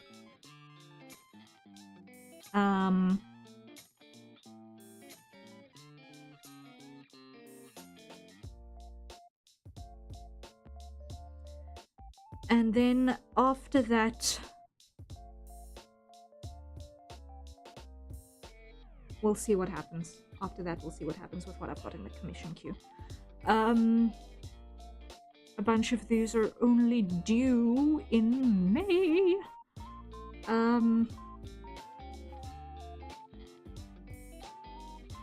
But the comic project for the single page test page, that's potentially going to lead to more long duration work. Maybe. That is also due early in May as well, so I need to plan for that too. So I should probably get a start on that as soon as I have all of Sishian's art layers drawn, which I need to finish prioritizing relatively quickly as well. Okay. Plans. Okay.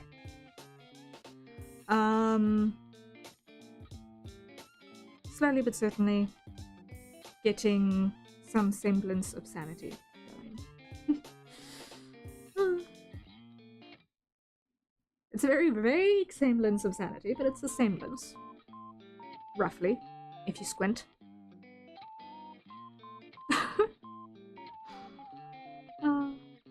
But it's fun.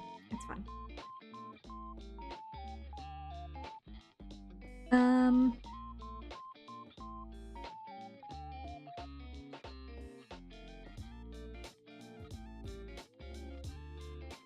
There we go. I think we are pretty much there for today. More sanity than I have most days. That's a little bit of a bold assumption. I suppose sanity comes in different visual packages.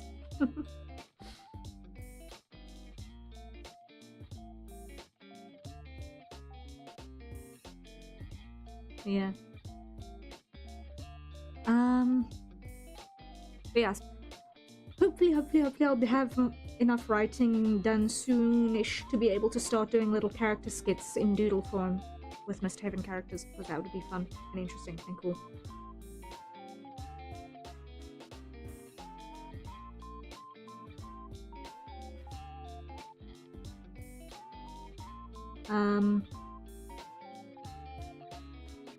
And maybe we'll see if maybe even the doodle relates spark ideas for more little skits that we can do with that as well. Because I definitely want to do the doodle relate again. I think it's a must, actually. Because it's just such a great idea spawner. So that will definitely be happening again as soon as possible. Yeah.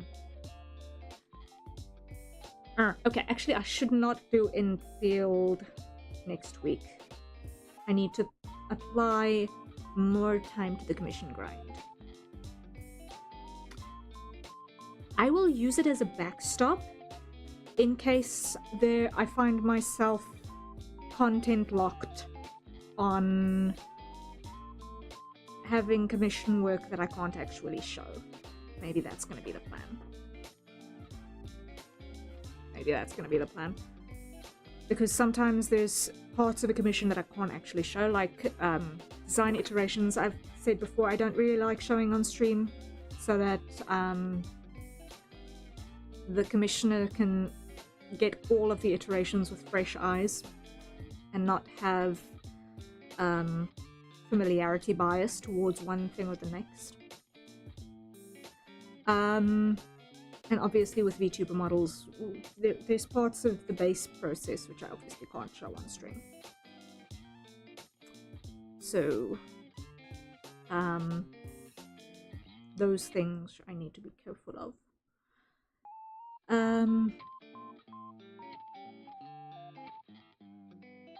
But beyond that, I should be able to do a lot more commission work on stream starting next week as well.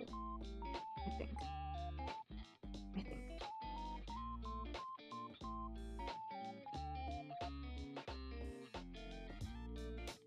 Like, with Zany's character design, there's still a lot of iteration work to do because the project has expanded. Let's phrase it that way. The project has expanded a little bit.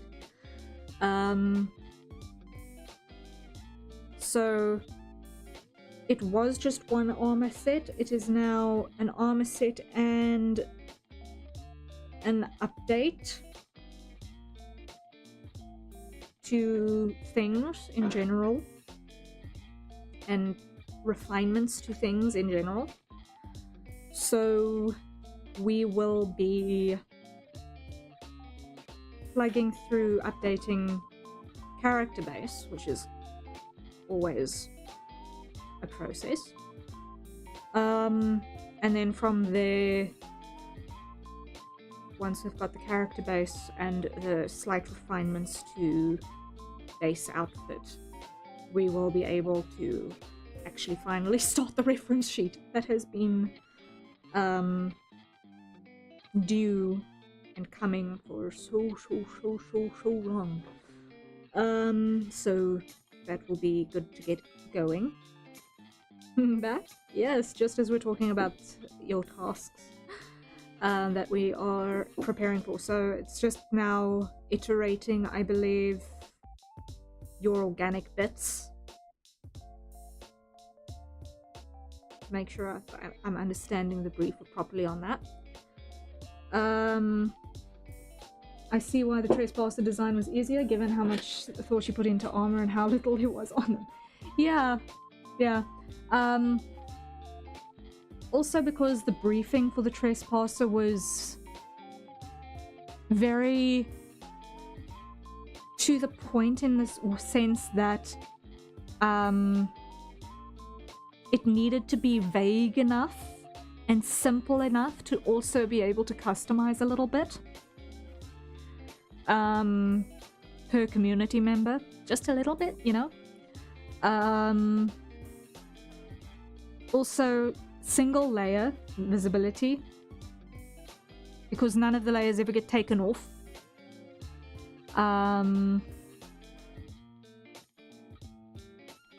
Going from a relatively rushed design to something with more thought put into it. Well, it's also the fact that the trespasses, you don't ever actually really see their face. But by implication of the world build, a certain figure is assumed. And because it's an arbitrary person, you don't need to necessarily match it to a specific bold quality, if I can phrase it that way.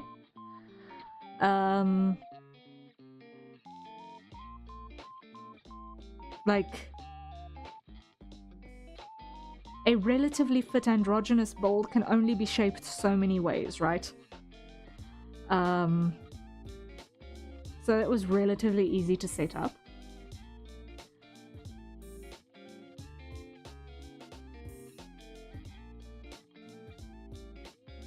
But when one's doing a main character design, obviously it's a much more involved process. Also considering use cases. So, That's also true. There wasn't an iteration that was technically wrong, and part of the joke is we refer to them with a them since they wear 4 heavy layers, so we gave up. It's also far less specific on purpose. Yeah. So the trespasses are specifically designed to be non-specific, which makes it a much easier thing to put together in that sense. On top of just being general street grunge type stylization. But with Zany's character design, we're literally dealing with a main character. It needs to be VTuberable. Or 3D modelable. Potentially both. So, optimizations need to be made on both of those fronts. So it's not just the sort of whatever works-ish that generally is okay for if you're doing character designs for like just general illustration purpose. But as soon as you want to do things like comic art, where you need to have the outfit as simple as possible, otherwise you're going to literally destroy your artist's wrists for doing all of these details all of the time. And extend production time pipelines by like 8 weeks at a time.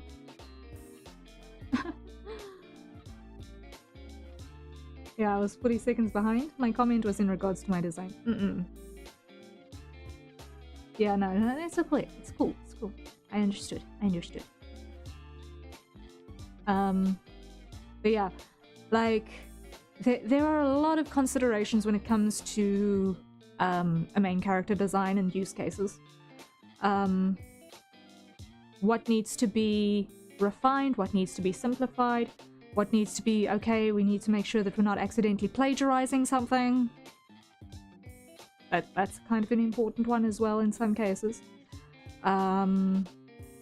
Because that is a real thing that can happen. Ish. So we need to apply a lot of care on that front to make sure that it is all above board and functional for its use cases. So I think that the armor design we've got in the end is probably forgiving enough for most of the use cases. Probably. I still need to do the organic pattern design for the cape hood thing. Riding hood? It's a riding hood. It's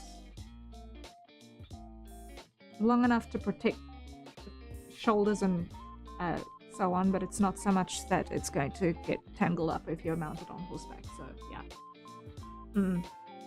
that has been a point of drama more than once. Not for me, but still. So definitely want to be careful of that. Yeah. So, being appropriate for use case is going to be the big deal. Because it's easy to design, and I say easy asterisk. It's easy to design something that looks cool. It's less easy to design something that looks cool that's appropriate for its use case. That's where the challenge comes from. You need to go for a design that is simple in the right places, or you must have a technical budget, whether that be in literal man hours or in brain power to be able to solve the problems that are going to arise from dealing with workarounds if something is not able to be compromised in some way, shape, or form from the design starting point. Because there are some things that work really well in an animation context or a comic art context, but like as soon as you need to 3D model it or cosplay it or whatever, it falls apart.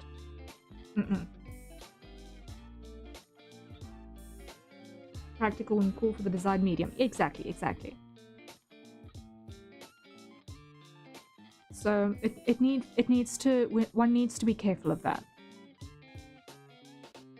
So, like for example, literally any 3D model, riggers start panicking when there is a skirt of any description.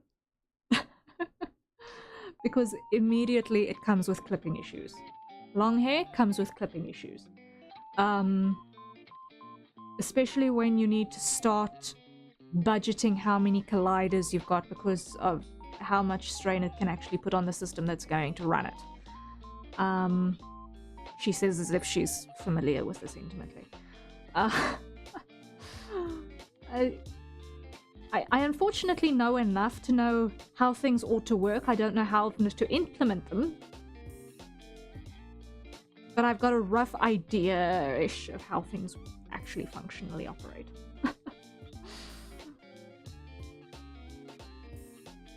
I've got the big picture. I haven't got the detail on the knowledge front when it comes to the 3D stuff, sadly.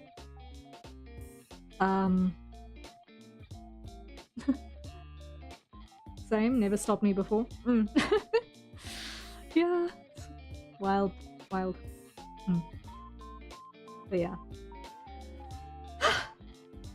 We are going to plug away at what is on the queue and we're going to get through it, and it's going to be great when it's done. It's taking a while, especially with Zany's thing.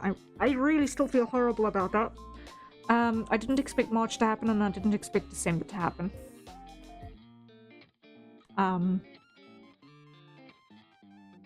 But that's why one budgets time for chaos when one is setting up timelines for things.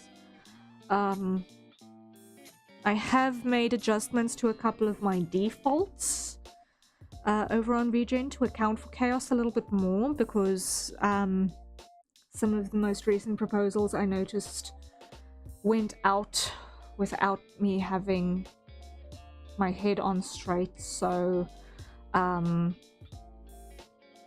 it still said proposal anticipated start March, and those got sent out on like the 30th of March. So it's like, no.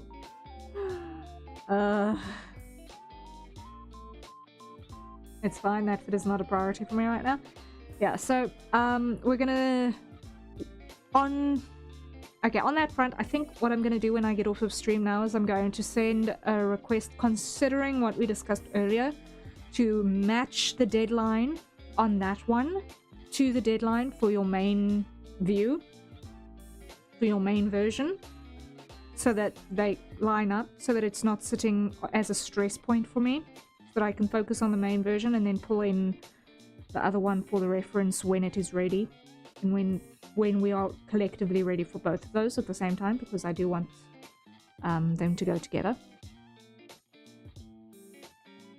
Sounds good? Okay, awesome, awesome, awesome, awesome. Because there's just a lot happening all at the same time. And double redoing work does not sound like being the smart right now. Especially on long-winded projects. So prioritize and make sure that all of the pieces fit together in a way that gels well, I think is an important thing.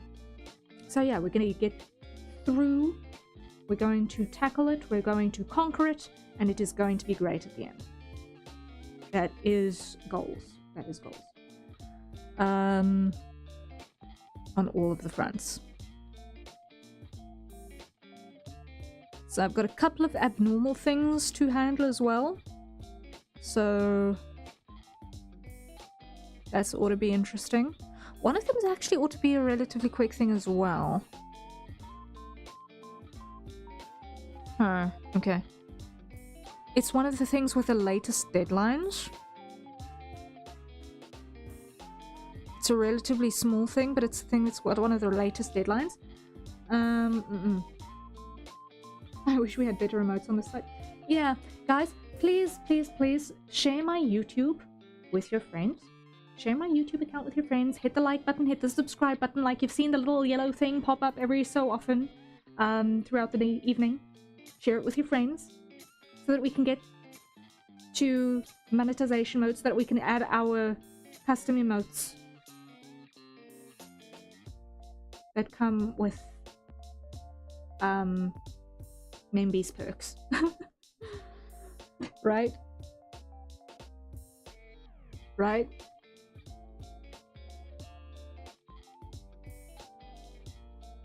Like, I generally like the YouTube stream culture a little bit better. It feels a bit more relaxed and less chaotic than the Twitch culture. Less disruptive. In a way. So that, I think, is kind of more suited for me, I feel like. I've been on Twitch for a long time, on and off, and I don't ever feel like I've really fit it. It's I can see that. Yeah, the YouTube stream culture, I feel, suits me a lot better. And the fact that while your streams are generally focused, the fact that it's not quote unquote categorized the same way the Twitch stream is also a lot less stressful for me. And the fact that people are used to there being generally a chatting bit before or after a stream, like what we're having now, after the main meat and potatoes focus on it, I feel like this is much, much, much better suited for me. So, that's why I really, really want to focus on the YouTube streaming side of things. So yeah, it will be great if we can grow the channel here to the point where we can unlock those things. But I think also, in order to validate that, I need to actually have stuff that we do here that is also appealing to those of us who are not necessarily here to buy stuff. So, end viewers, not necessarily also content creators as well. So, it's a very different kind of audience that is presently untapped, and it's untapped because I haven't been making stuff that has appeared for them yet.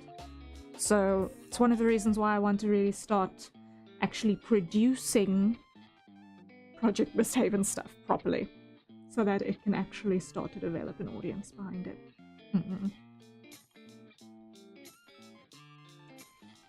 But we're all content creators here. It's not like this is weird conversation for us. It's not...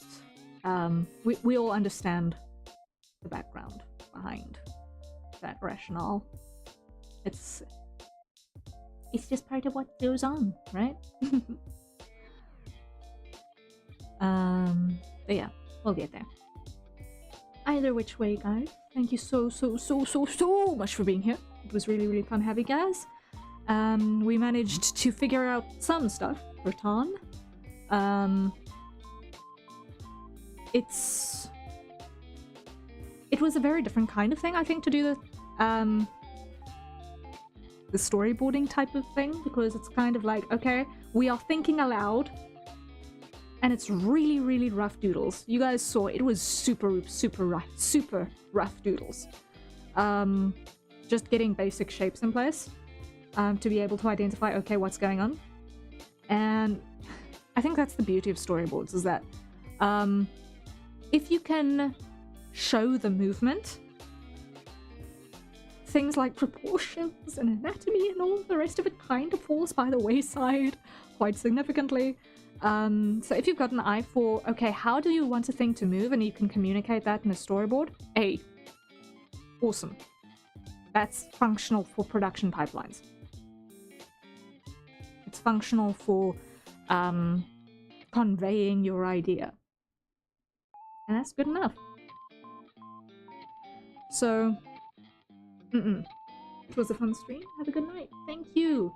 I hope you guys rest well when you get to it as well. It is now 5:30 in the morning. The sun is on its way up outside my window. So yeah, today is my catch up sleep now.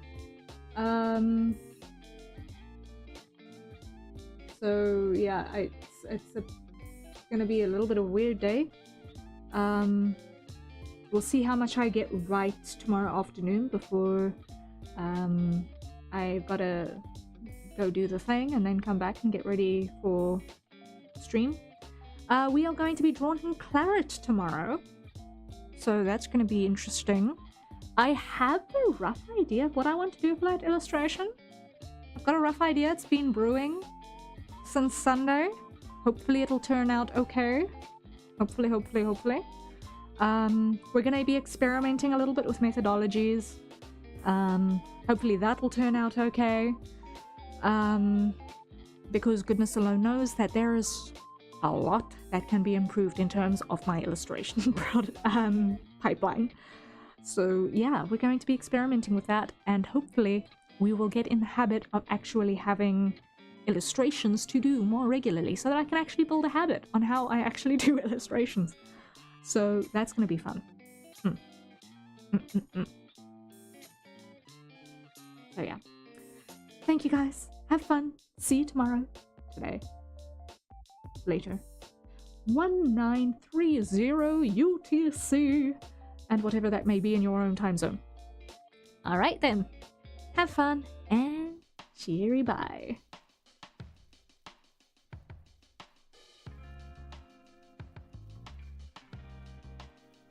Night night.